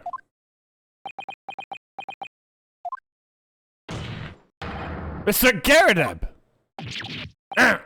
Don't shoot. Sorry, beg your pardon. Did your wife's remark just bring something to your mind? Nothing of any significance. No. Just a barrage of projectiles, the old thing launched in my direction. Well, somewhat more solid than she implies. Books, bricks, and the fire poker I seem to recall. Ouch. And the woman's aim is uncanny. She let a direct hit in the ever... Ah! Good grief, woman, we're not at home now. This is a court of law. Oh dearie me, ever so sorry, dear. What's she even doing with a teapot in here? Honestly, John, I never would have thrown such things at you, obviously. Well, take a look at this then. How do you suppose that happened, The person. I had this thing in my hand as usual at the time of the onslaught. Knocked it clean out with one of her soft projectiles, so she did, yes. This sounds like abuse and attempted murder. Exactly, FNO. When I went to pick the thing up, it had broken in two. I'd like to see a sponge do that sort of damage. I see, your pipe was broken. Would never have been sent flying unless it was hit by that something pretty solid. Anyway, I've managed to bandage the thing up for now. Ah, you are one to exaggerate, aren't you, dear? I wonder what we should make of this account. It could be important. Defense Police Mr. Gerda's remarks now just be of great significance. This war veteran's words tell us one thing. Betray a fiery wife and pipes as well as hearts may be broken. Sentimental wisdom perhaps but hardly worthy of adding to a formal testimony. And emotional manipulation, you're one to exact. It's gaslighting. She's gatekeeping, girl bossing, gaslighting. Is that how it goes? More or less. More or less. Awesome, Gary. Thanks for that. Comments on this one. Mine might one. In that case, would you at least permit us to examine the pipe, sir? Well, I don't see why not. Oh, dearie me, there you go again, trying to ingratiate yourself with a young lady. Very well, the court will accept the gentleman's pipe as evidence. I hope I didn't speak out of turn, Mr. Naruhodo. I was just feeling rather disappointed for you that your request was turned down. Oh, that one hurt, actually. Oh, no, it's fine. Thanks to Sada-san, we have some new evidence to work with. We should examine it carefully. Oh, I wonder what that means. Well, thank you for Mr. Gerda. Now, we're going to return to the crux of the matter. Alright. Well, that looks like someone took a chip right out of there. There's a small neck in the bowl here. Look, it appears to have been made relatively recently. And see how there are little scrapes and dents all over it? It's clearly a well-loved pipe. Yes, you're right. It seems to me recently that being well-loved goes hand in hand with getting battle scars. This does catch my eye, though, because it's clearly new. What's inside here? Ha ha!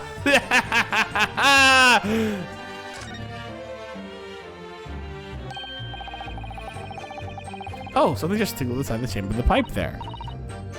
Yes, I saw it. Something stuck in there, I think. Let's turn it over and give it a good shake. What's this? It's a tiny fragment of metal. It looks like the... Oh. It looks like the tip of a blade or something. Tip of a blade? Surely it couldn't be. Alright, last thing we definitely gotta check. Looks to be the stars have that bandage around it, doesn't it? For some reason, it feels slightly ominous to me, like it's trying to shout out a warning. Probably because it's the same blue as Mr. Garrett's dressing gown. I suppose it must have considerable sentimental value to Mr. Garrett, given that he's gone to the trouble of repairing it like that. Either that, or he can't afford to replace it. He's a landlord. Who cares?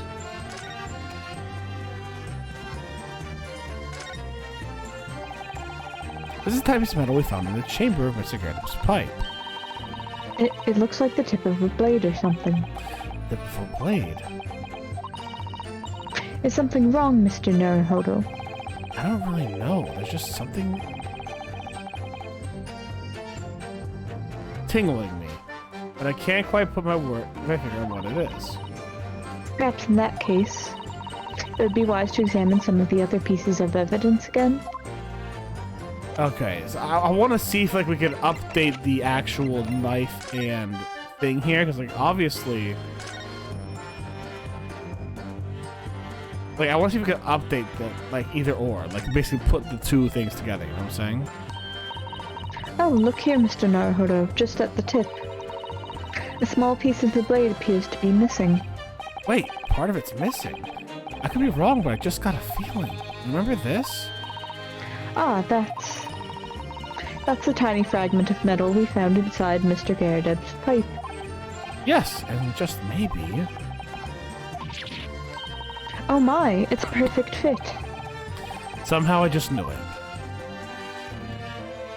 Okay, so we're not updating the actual record, okay. We'll get to the court about the knife used to attack the victim.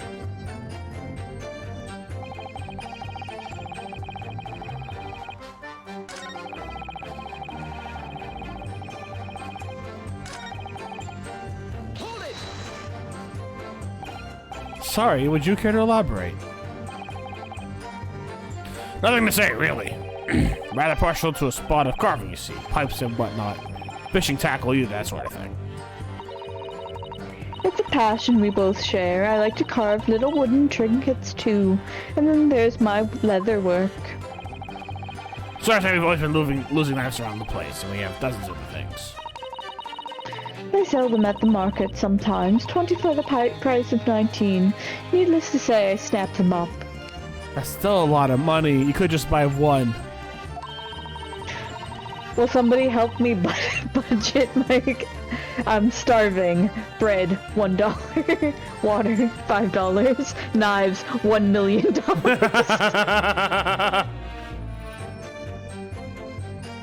Buy less knives.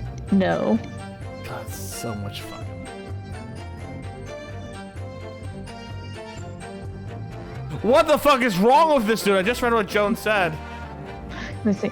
John prefers to use 2 knives at meal times too, instead of a knife and fork. I mean, if you think about it, is a fork just not 4 knives? Ah! I didn't see what he said. Here, you'll get the scaldings. Why are they being so evasive? I imagine it's because they don't want to believe it. They can't bear the thought that it might have been one of their knives that injured the victim. Which is entirely understandable, of course, but still. Go on with your testimony, witnesses. Sir!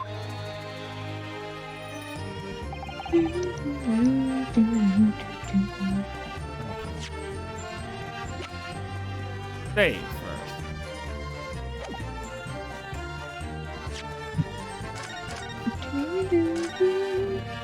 Like, this has to be over at this point. Like, we've basically proven the knife in the victim's back is theirs.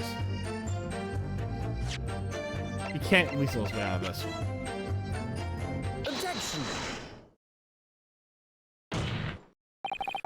Mr. Garrett, could I ask you to take a good look at this, please?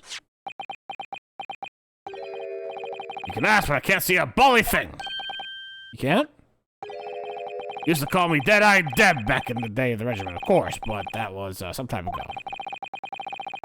Even when I'm trying to enjoy a large print book by the fire these days. Oh, poor guy's got like... Oh. I struggle to tell a B from a D and a P and a Q, and to be honest. Oh, he does, dear me. It's rather wearing being asked about every other letter and every other word. You must be very dizzy. What is that? A tiny scrap of metal. Yes, almost certainly from the tip of a blade. And what may appear to be first in that tiny scrap of metal is a fact of crucial piece of evidence. Interesting. And where did the defense come by this evidence? It was lodged in the chamber of Mr. Garrett's pipe. My pipe, you say? By Jove, I wonder how it got in there. Police suggested that the subway railway to the route of the stopping of the road. He's still got to psych himself up. I vibe with it.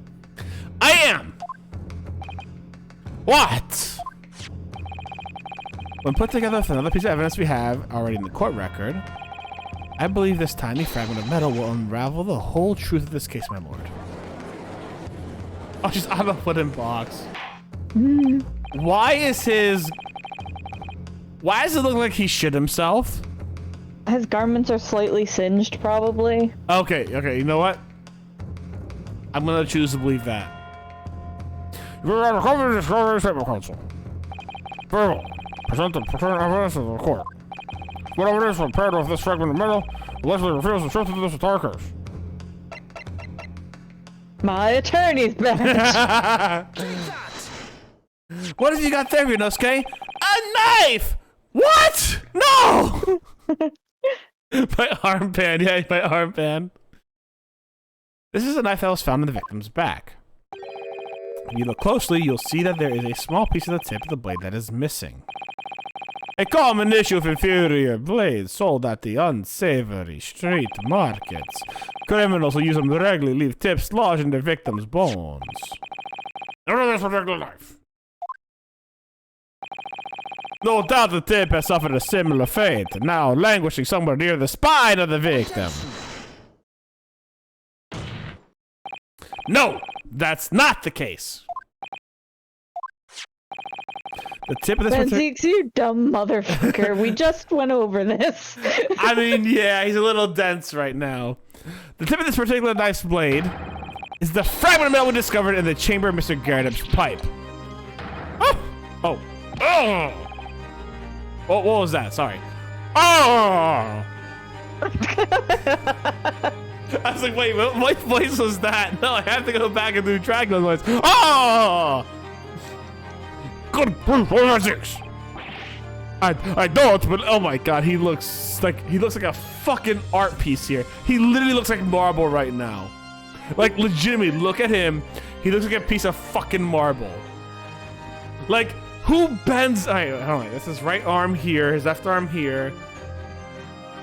Who does? This is so unnatural. I'm trying it right now. He's grabbing at his badge, which is over his heart. But also his head and his other arm? I don't know. I think it's sort of like a dramatic reeling back where you go, oh. I know, but he looks like a piece of marble. Like they really shaded him to look like marble. It's wild. Sure. I don't believe it. The knife of the crime scene and this fragment of metal are a perfect match. Good golly gosh. Let the judge say fuck. Order. Is this some sort of Eastern sorcery? Damn it. I thought you weren't Yeah, racist, you were Judge. like, he's not racist, and meanwhile, I didn't want to say it then, but I was like, well, he's still racist, but... I thought he wasn't racist. He's racist in, like, the microaggression way. I was on this judge's side for a second, man. God damn it. No, he's been like this since the beginning. I do not remember much of what he says. I'll probably say it again in the future, like, oh man, this guy loves justice so much. That's all that matters to him. And then he says something like, oh yeah, I hate Eastern food and Eastern. We're in Victorian England. Yeah.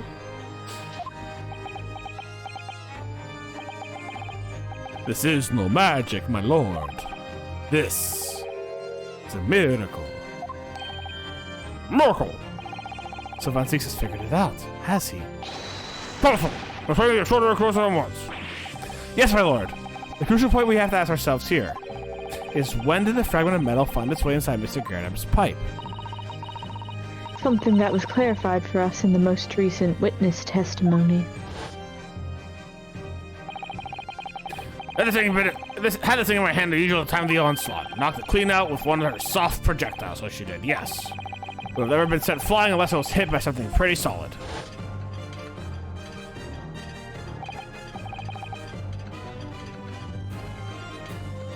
Wait, why did my... Oh, Stream Elements just turned on. Never mind. I just saw Stream Elements be like, hey, Botanist Cool is now live. And it's like, we've been live for an hour and a half, dude. Oh, dearie me. During the argument between these two occurred just as the victim was the pavement down below. Mrs. Garrett flung this knife at her husband.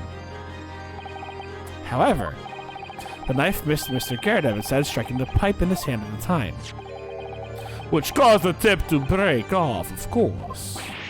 Good lord! Yes, and when that tiny tip of the blade found its way inside Mr. Garrett's pipe. The chances of that are 1,000,000 to 1! And yet, there's no other credible explanation on how the tip of the blade ended up in your pipe. Then, after losing its tip, the knife ricocheted off the pipe and flung out the open window. In short, this knife, which fell from the window of the Garrett's house, is the very same knife that struck the victim in the middle of the back on the street below. This is some Maya level shit murdering. This is some Maya level shit murdering when Maya just like fucking flips on the banana and accidentally murders someone. This is some Maya level shit murdering. Mrs. Garrett is the new Maya, guys. There's a lot of cases like this in this one where it's like accidental murders and like just crazy things, but in some ways it's very odd, but in some ways it feels like, I don't know, I guess not more real, because in real life it doesn't happen like this, but it's more, I guess, I don't know, human in a lot of ways. I don't know. I'm a fan of it, even though it's absolutely ridiculous. That's fair, that's fair. It's the very same knife that struck the victim in the middle of the back on the street below. Oh gosh, oh dear, oh. Oh no! Oh, okay, it's a burn. You can see his ass. Yeah.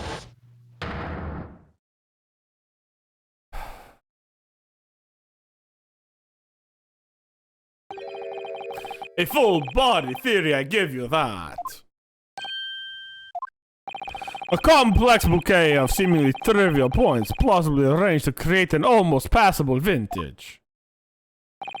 Allow me to toast my learned friend characteristically Nipponese approach to bottling his argument. Sorry. But after all, it's just a theory. A game theory! The bottle, I fear, is corked. Because you see... it's spoilt by an insurmountable inconsistency. The insurmountable what?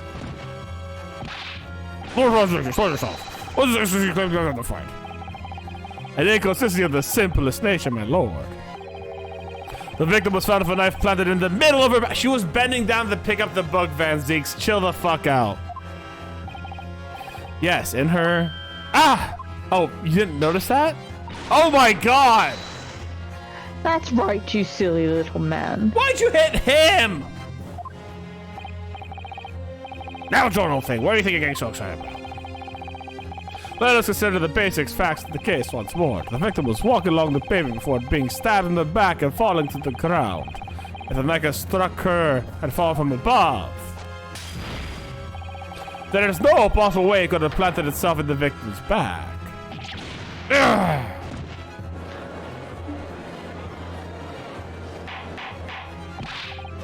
Ora!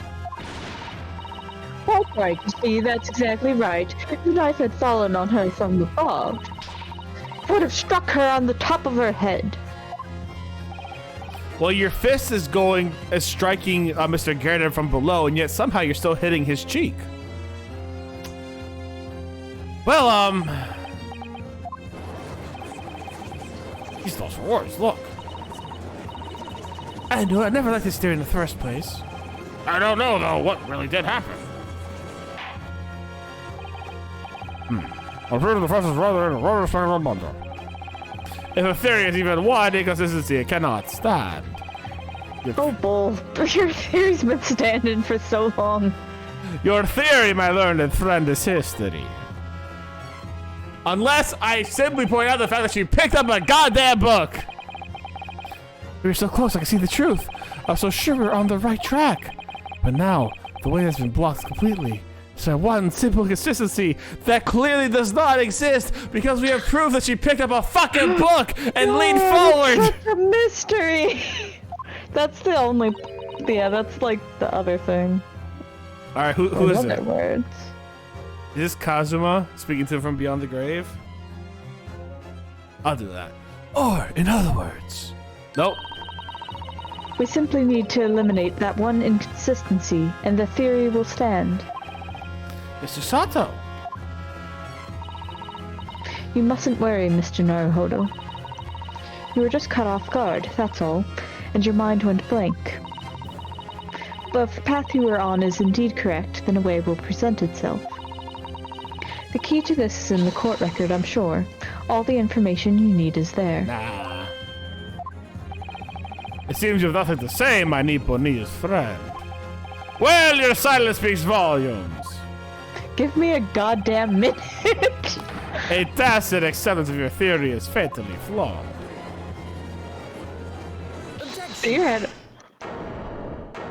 You have entire cross-examinations to formulate your sentences. Give me 2 goddamn seconds.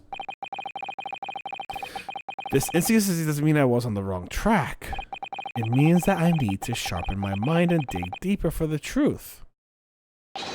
It's a test! Yes! If the knife fell on the victim from above, there's no way it could have hit her in the middle of her back. Under normal circumstances, that is. What are you implying? Look at that smug grin. I love him. It's so good. Counsel.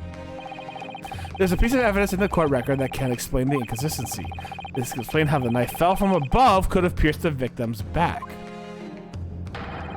We already have the answer. Goodness. Utter madness. Finish this last time. Counsel, present the evidence you wish to speak. This is the last inconsistency, the final piece in the puzzle. If I can successfully make the sense of this, the truth will be laid bare at last.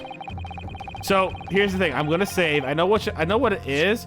I'm gonna save because I don't know if it's gonna say you need to show the photo or the book. You know what I'm saying? Because both make sense, but like it's a nice attorney game. It might just say you have to show the photo of her holding the book, and not, you know, not just the book. Because if you show the book. Oh, but both of them say the same. Fuck. Take that! This, the fourth book found at the scene, is the final piece of evidence the defense will present. The bird book. They're not Mr. Gardner's one. Yes, and to understand significance, we have to understand how it came to be at the scene in the first place. The photographic print clearly shows the book in question, and the victim holding it in her hand. But as we all know, it was the police constable that put the book between their fingers like that. Quite so. As part of his wholesale transferring of the crime scene on the opposite side of the road. That's true. However, as part of his testimony, Constable Beat made an extraordinarily enlightening statement at that point. But what made you place the book in the victim's hand?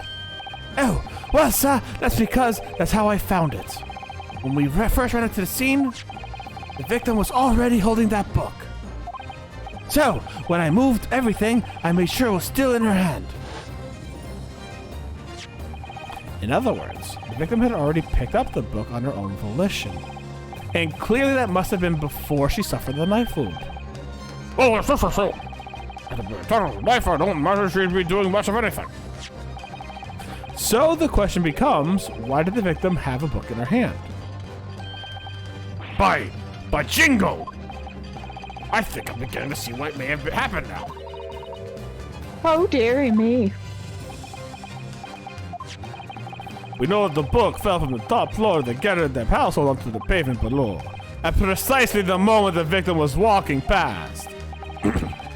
Yes, at exactly that moment. The young woman was walking along the street in the light fog, when all of a sudden, a book fell right in front of her. The book I threw. Yes, Mrs. Gardeb, and what did you think the woman did? What would you do if you were walking along suddenly a book landed in front of you in the pavement? Well, I really can't imagine it, but I suppose she might have reached down and picked the book up. Yes! That's exactly what the woman in fact did. She picked up the book. Oh heavens. When the woman reached down to pick up the fallen book, what position would her back have been in? That's right, facing the sky, completely and utterly defenseless. Then, in the very next moment, while the woman was still bent over picking up the book,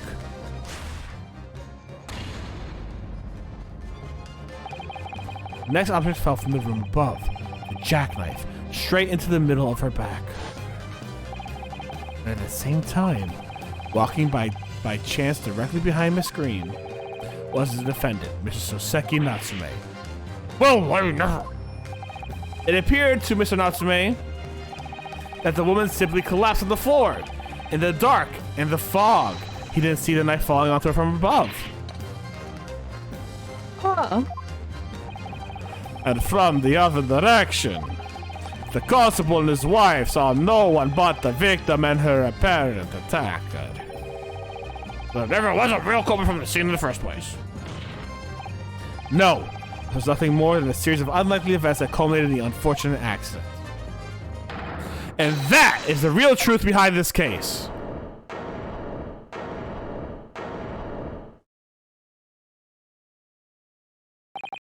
Well, Mr. and Mrs. Garadeb?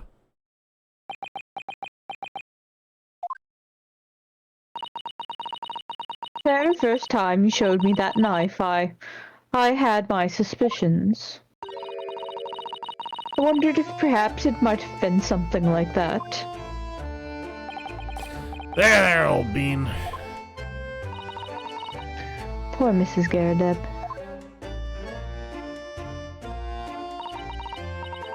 Of course, I never meant for anything of the sort to happen, but it was all my fault, wasn't it?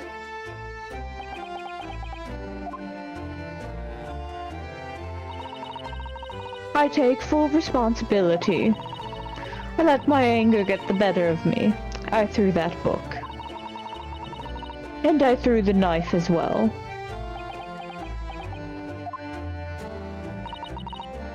John, dear. It's all right, I know. Oh, God. I'm ever so sorry. Don't do a pat and rolly, please. Truly. I'm sorry. Don't fall off. Oh, God. His knee. Oh my, oh yeah, you can see his like weak knee. Oh, oof. I appreciate that he still hasn't changed out from his burnt clothing. You can just see his drawers. Lord Van Zix, what news of Mrs. Garadeb's? She's been taken to the infirmary. It appears today's events have left her in an especially flustered state. However, I believe she'll recover in due course. It's not like she was stabbed in the back by a maniac. There is no cause for concern. Yes, I mean, us themselves were caused for one terrible tragedy. They should prepare themselves for the consequences of their actions. There is some good news, however, my lord. I have just had word from the hospital where the victim was being treated. Her condition is improving steadily, and the doctor believes she'll regain consciousness soon. It's strange, we've been talking about the victim all this time, but we've never once met her. How wonderful. The woman is out of danger, it seems. Yes, that's good news. So, Mr. Sasaki Natsuri. I forgot about you. Oh, yes! On behalf of our fellow countrymen, I would like to take this opportunity to beg your pardon, sir. You came from your distant eastern homeland to study our great British culture. And in repaid of immeasurable kindness, Please accept our heartfelt apologies. Oh my god, you're such an asshole.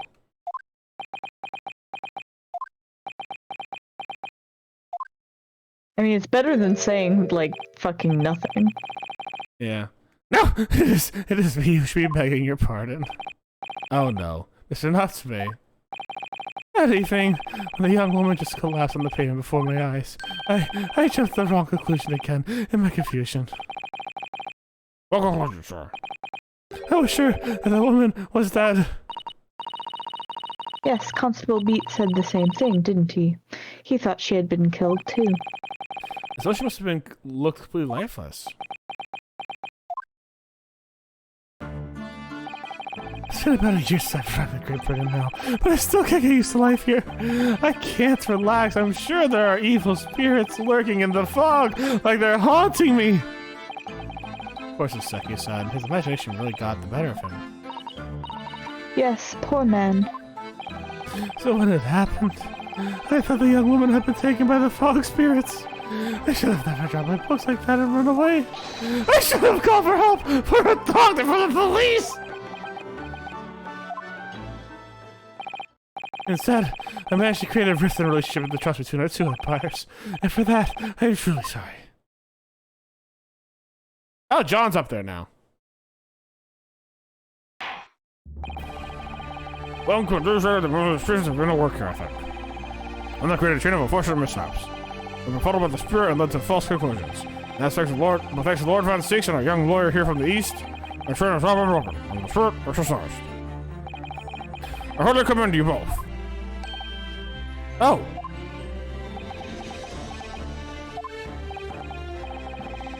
No, let's jump on the journey. Fuck, what voice? Yes, my lord. Concluding this trial must ask one last time for your decisions regarding the defendant's culpability. Be ready to present your findings to the court. At the format of this jury, I can assure you we've reached a fair and just conclusion. I do declare that the truth can be extremely cruel at times. Well, I didn't suspect the woman next to me, that's for sure. Seeing the old bean while she's out of action, you know. But I know what her decision would be. Guilty! Alright, I'm not doing Garrett Evans' voice anymore. Does mean I'll finally be able to get out of here and start work? Well, it's about time. Oh, say I have a cork over store. Oh, that's not his voice. I'll have a cork over store to tell the grandchildren I get home, won't I? Well, ladies and gentlemen, I hereby demand your final decisions. Mr. Foreman. Not guilty. Not guilty. Not guilty. What the fuck is that voice? Guilty. Not guilty.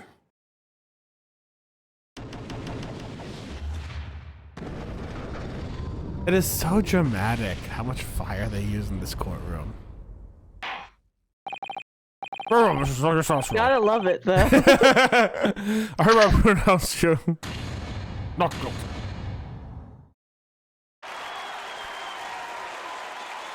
Okay, who's gonna die? Fire equals more fire, yeah. Alright, who's gonna die next? As we know, no one ever leaves the Bailey alive. And finally, Mr. Luxury, Oh, yes, Lord, sir. you're now a free man once more. I hope that you will continue to further your education in the British culture. And may you never again be brought before me. Oh, yes, sir. Of course. On my life, I swear I'll never set foot in this courtroom again. I'm transported to tears. Thank you, consuls. Court is adjourned. Who's gonna die? Who is going to die? I'm putting my money on Joan and John. They're gonna be murdered somehow. Oh, welcome. Wait, you mean me? Of course! Is there another welcome here? Is there even one? Compared to the original locum student, Mr. Naruhodo Esquire, your name has become rather short, hasn't it? It's always using my actual name. Oh, at last I'm free! I'm free! Joyful joy, jubilant jubilation! Hearty, hearty happiness, hurrah! Oh, I am pleased. Mr. Natsume is delighted. Would it be so hard to just say that then? Welcome! You did it! You saved me from the brink! Well, what happened to the poor woman in no way your fault after all. I'm just glad everyone can see that now. No, not that! Lovely, loyal, welcome lawyer! Yeah? I mean, as I said before, I just never got used to life here in the Great Britain. Even at the time I look over my shoulder, I see foreigners, I see towering brick buildings. And from high up windows, I see them looking down at me, laughing, look at the little hunchback. Oh dear, I'm sure it's all in your head, Mr. Natsume. Oh, the rose? The rose. What about the rose? Oh yeah, we gotta give the rose back to, Gotta give the rose back to, Patricia. What? Today, your local lawyer gave me the gloom of the boot. You stood firm behind the burial pouch and all the piddling British. You battled to the bitter end, laying bare the baffling truth. And when I beheld the blinding fireworks among the beams the Bailey's roof, I bellowed, "Behold the best barrister ever born!" Well, that's very flattering, and we're pleased for you. This has given me a wonderful antidote for the recount my old friends back in Japan. An antidote? What's become my hard work?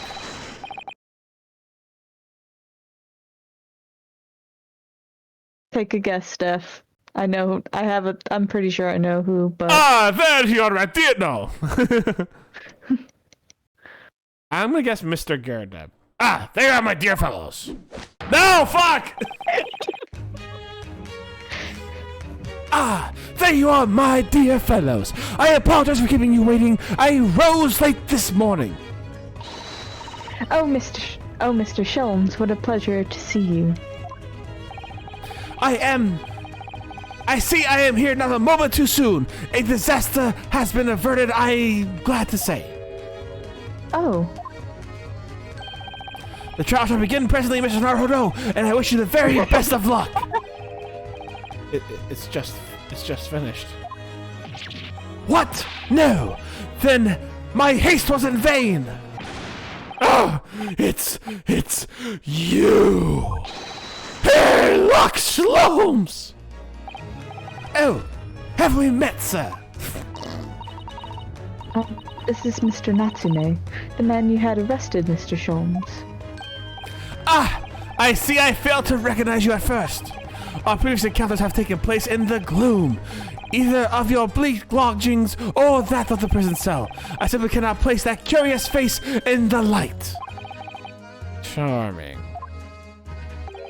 This is all your fault, Herr Lochsloms. You're the reason I had to go through this terrible ordeal. I'm going to give you a piece of my mind. My apologies, sir, but I assure you I have placed you now. You're the fellow who abandoned the poor young lady and ran off, are you not? Oh. Has she been taken to the hospital more urgently? I feel perhaps she would have regained consciousness by now. Oh. But it was unavoidable, I'm sure. We are but human after all. Anyone would have been shaken by such an experience. Bit of an asshole move there, but you saved your ass there, Herlock. It is I, Herlock Sholmes. I don't feel very badly about how I behaved. Well, never mind. Now then, what was it you wanted to say to me, sir? Nothing. Priceless! Oh, I am sorry, I really am, but that was quite priceless. Poor Soseki-san. Still, on the bright side, you've had an extremely entertaining experience without paying a penny. And it would seem you were not even found guilty. But there's no bright side. Whatever do you mean, Mr. Natsume? Even after this, I'm still cursed by the spirits and now by the Reaper. Ah, Lord Van Zeeks. I haven't forgotten to know what facing a man in the court means. Even if you're found not guilty, you're still doomed. It will be all right, Mr. Natsume. If the Reaper appears trying to make trouble, I will protect you. Oh my god, she's gonna fight the Reaper. No, not me! God damn it! With a perfectly executed Susato takedown. The moment I heard you say, ha, I'm like, no, not me! Just immediately, I have a fucking visceral reaction to Katie, not Susato, to Katie saying, hiya! I'll have to do a real life Susato takedown Oh, when I please see don't it. do it. I'm gonna come like, oh, Katie, let me give you a hug. Susato takedown! Boom! Bam! Fuck, I keto my ass. I keto my ass. Much as I like being turned around in my head. A bit of a warning might be nice next time, Mr. Susato.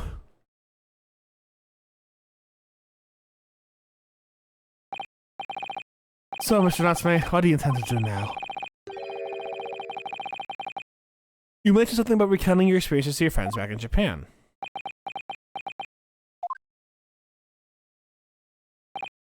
Yes, I intend to return to my homeland soon. Oh, It's already been a year since I've arrived here. In Great Britain, I visited universities, libraries, bookshops. I've been honored with the tutelage of professors. I've learned so much about the wealth of literature here in the city as shape. And I've come to realize that my calling is to sail home and tell my fellow countrymen about it. That's very touching, Mr. Natsume. Or, perhaps in less veiled terms, you wish to withdraw halfway through the world to escape the terror of the Reaper's curse. That's not it at all! The more I learn of the literature, the more the strange feeling claws at my insides. I feel compelled to return to my roots and attempt to pen a work of my own. Oh, I see.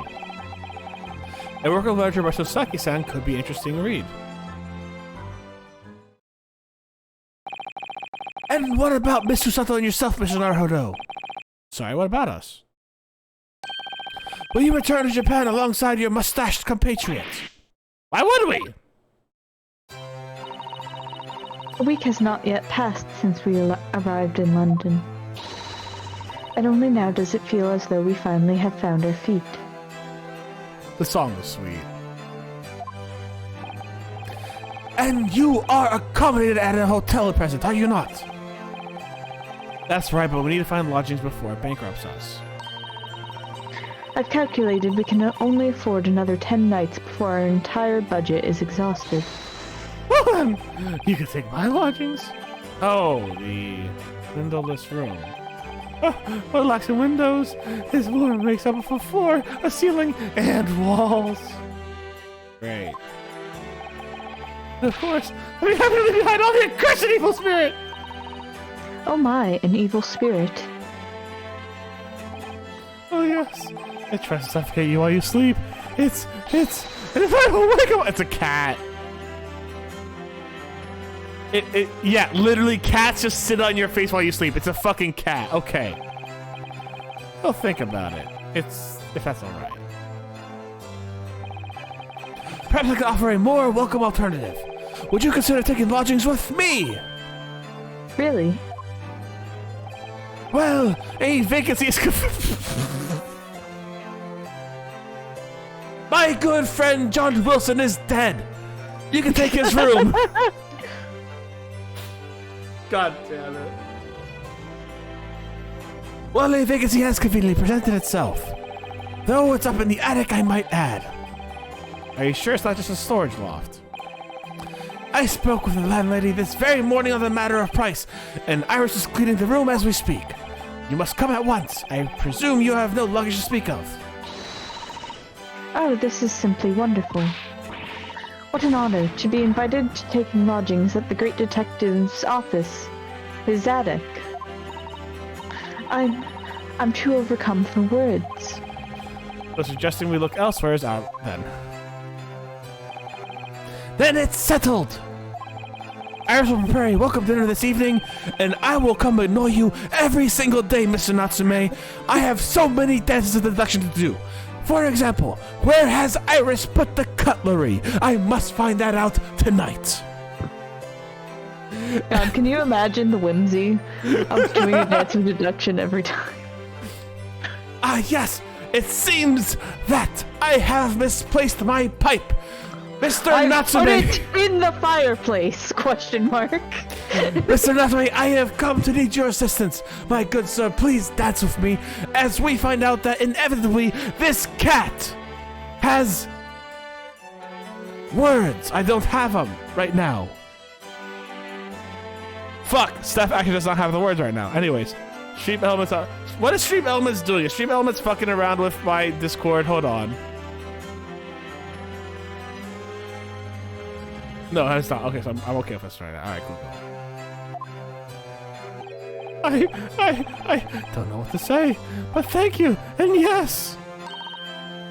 Wonderful. Then I'll go and complete the paperwork for your formal release, Mr. Natsume. It shan't take long. Somebody's happy. Yeah, I mean, I would be happy too if I was freed from that kind of shit.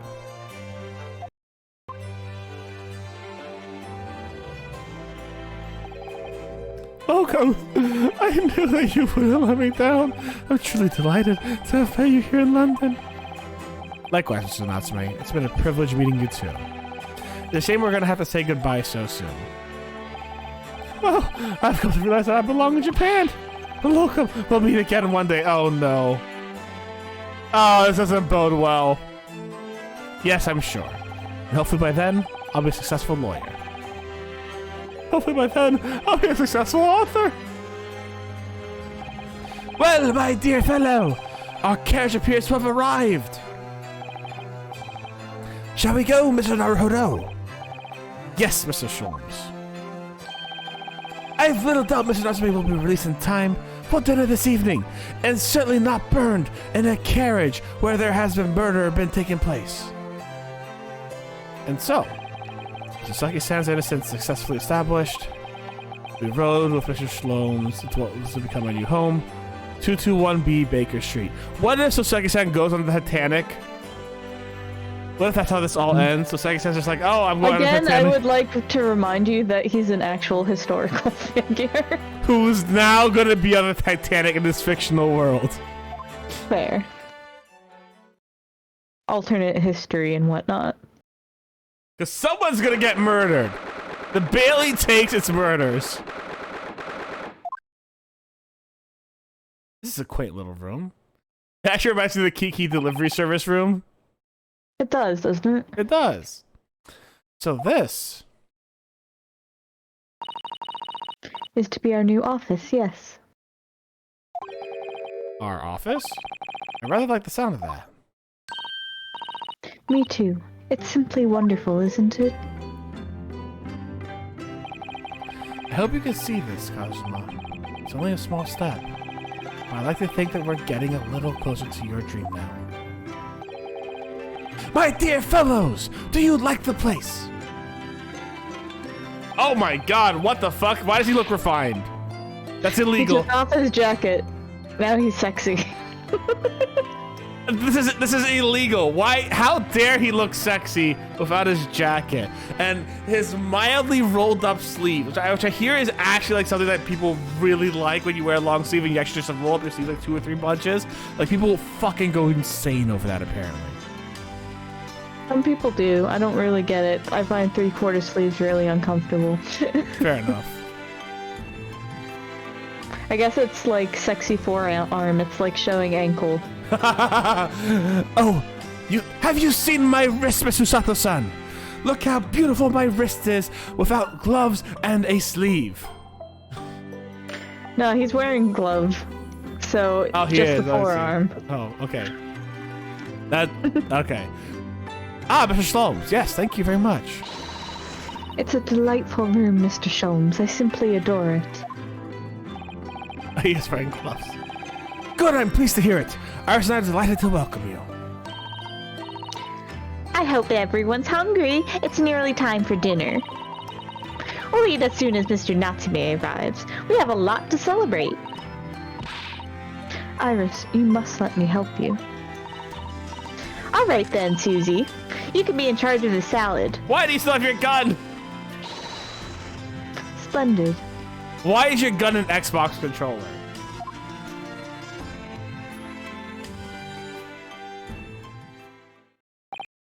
So, Mr. Naruto, how does it feel to have your own office in the capital?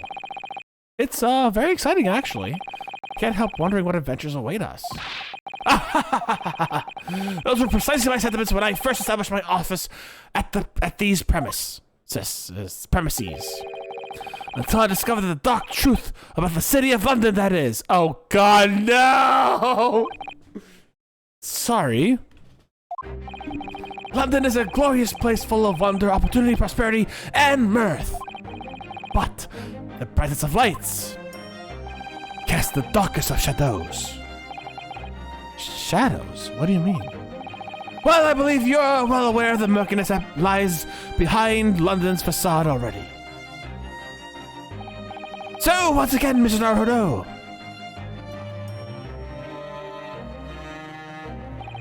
Welcome to London. You're absolutely fucked. Of course! At the time, I had no idea what the significance of those words Mr. Sloan so casually spoke. But it wasn't long before my turn came to lift the facade and see the true depth of murk that lay behind it.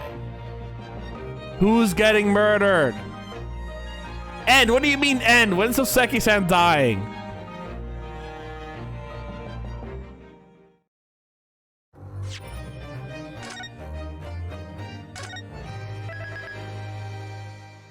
We gotta see Mr. McGilded die. We don't get to see him die. We have a few more. Okay. This is Oh getting. wait. Yeah, you're I'm an going idiot. Yeah. looped. I mean, so we have one more for the Great Ace Attorney 1. And then there's the But Great like I Ace Attorney said, 2. the Great Ace Attorney Chronicles are very interconnected, but this is going to be the end of the first one. Chip says we have to see the start of the next one. Do you think we have to see the start of the next one, Katie? A lot of really good stuff kicks off soon. It seems it's up to you. Do you want to start fresh next time, or do you want to I will roll a into it? dice. Odds Flip a coin? we see just. I don't have a coin. Actually, I do. All right, heads or tails, Katie. You choose. Tails. Tails we go or tails we stay? Yes. Flip it. All right, heads we continue, tails we don't. No, tails we continue. Tails we continue? Yeah. Tails it is. All right. Here's what we're gonna do though, real quick. I gotta use the restroom. So we're gonna take a quick second, 5 minute. We're gonna take a quick minute or two break. Watch the very beginning of the next case, and then go on. All right, guys. See you in a bit. Okie dokies.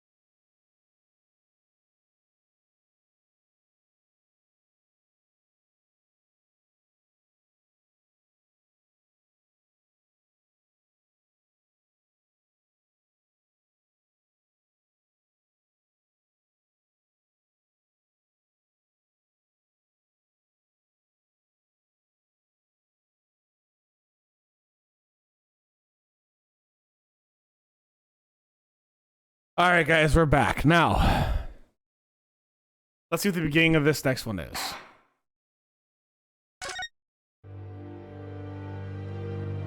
The Hounds of the Baskerville. I think I've heard of this one before. Wait, isn't this the one you based your D&D one off? Yeah. Cry pierced through the thick God damn it, it's zombies. Fuck! I already know the answer to this one. Wisps of vapor No. flowed over the pistols I cocked. It's fucking witches and hags and magic. Silence lasted for what seemed an eternity until, at last, it appeared. From the shadows of the cloud, an enormous beast sprang out upon us. A hound it was, but not such a hound as any mortal has ever seen. Its eyes glowed with a smoldering glare. The whole of its ox-sized body was outlined in white-hot flames. Its rumbling pant and hideous howl, so terrified was I that I began to tremble with fear. Oh, okay. Look well, Wilson, Sholmes declared, gazing upon the mystical beast. For this is the diabolical hound of the Baskervilles.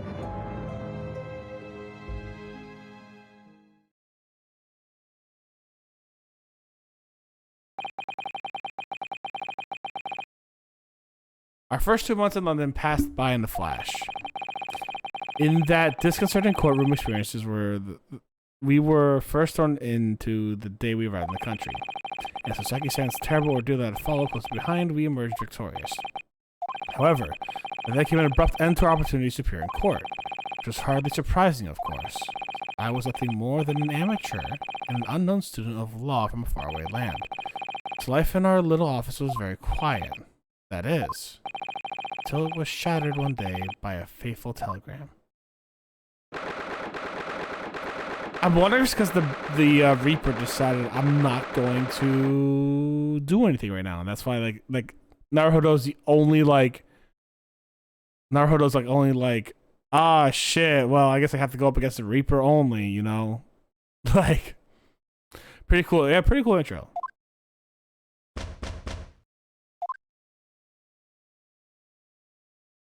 Oh, it's homely now. That morning, I was woken by the unreserving knocking of the door by the telegram boy. After he'd gone, Susato-san's behavior became very obviously strange. Susato-san? Yes. Is it time to leave for court already? You are... Let me see. What case is it today? I don't think I'm scheduled to defend anyone at the moment, am I? Oh no, of course not. How silly of me. I think Iris said she would make us breakfast this morning.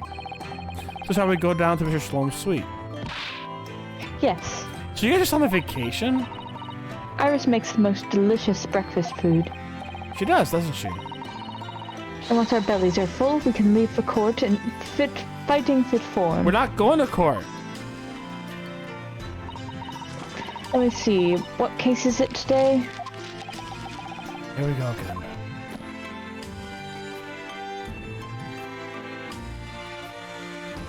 All right. How much farther till we find out what happens to the telegram? It depends on how much you want to mess around exploring the room and stuff. Okay. I think...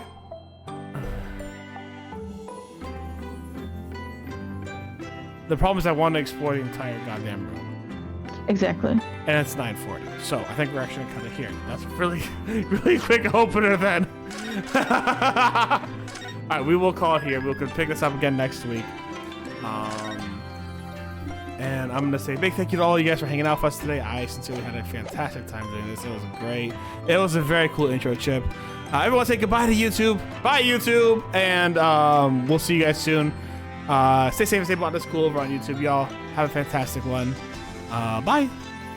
Bye.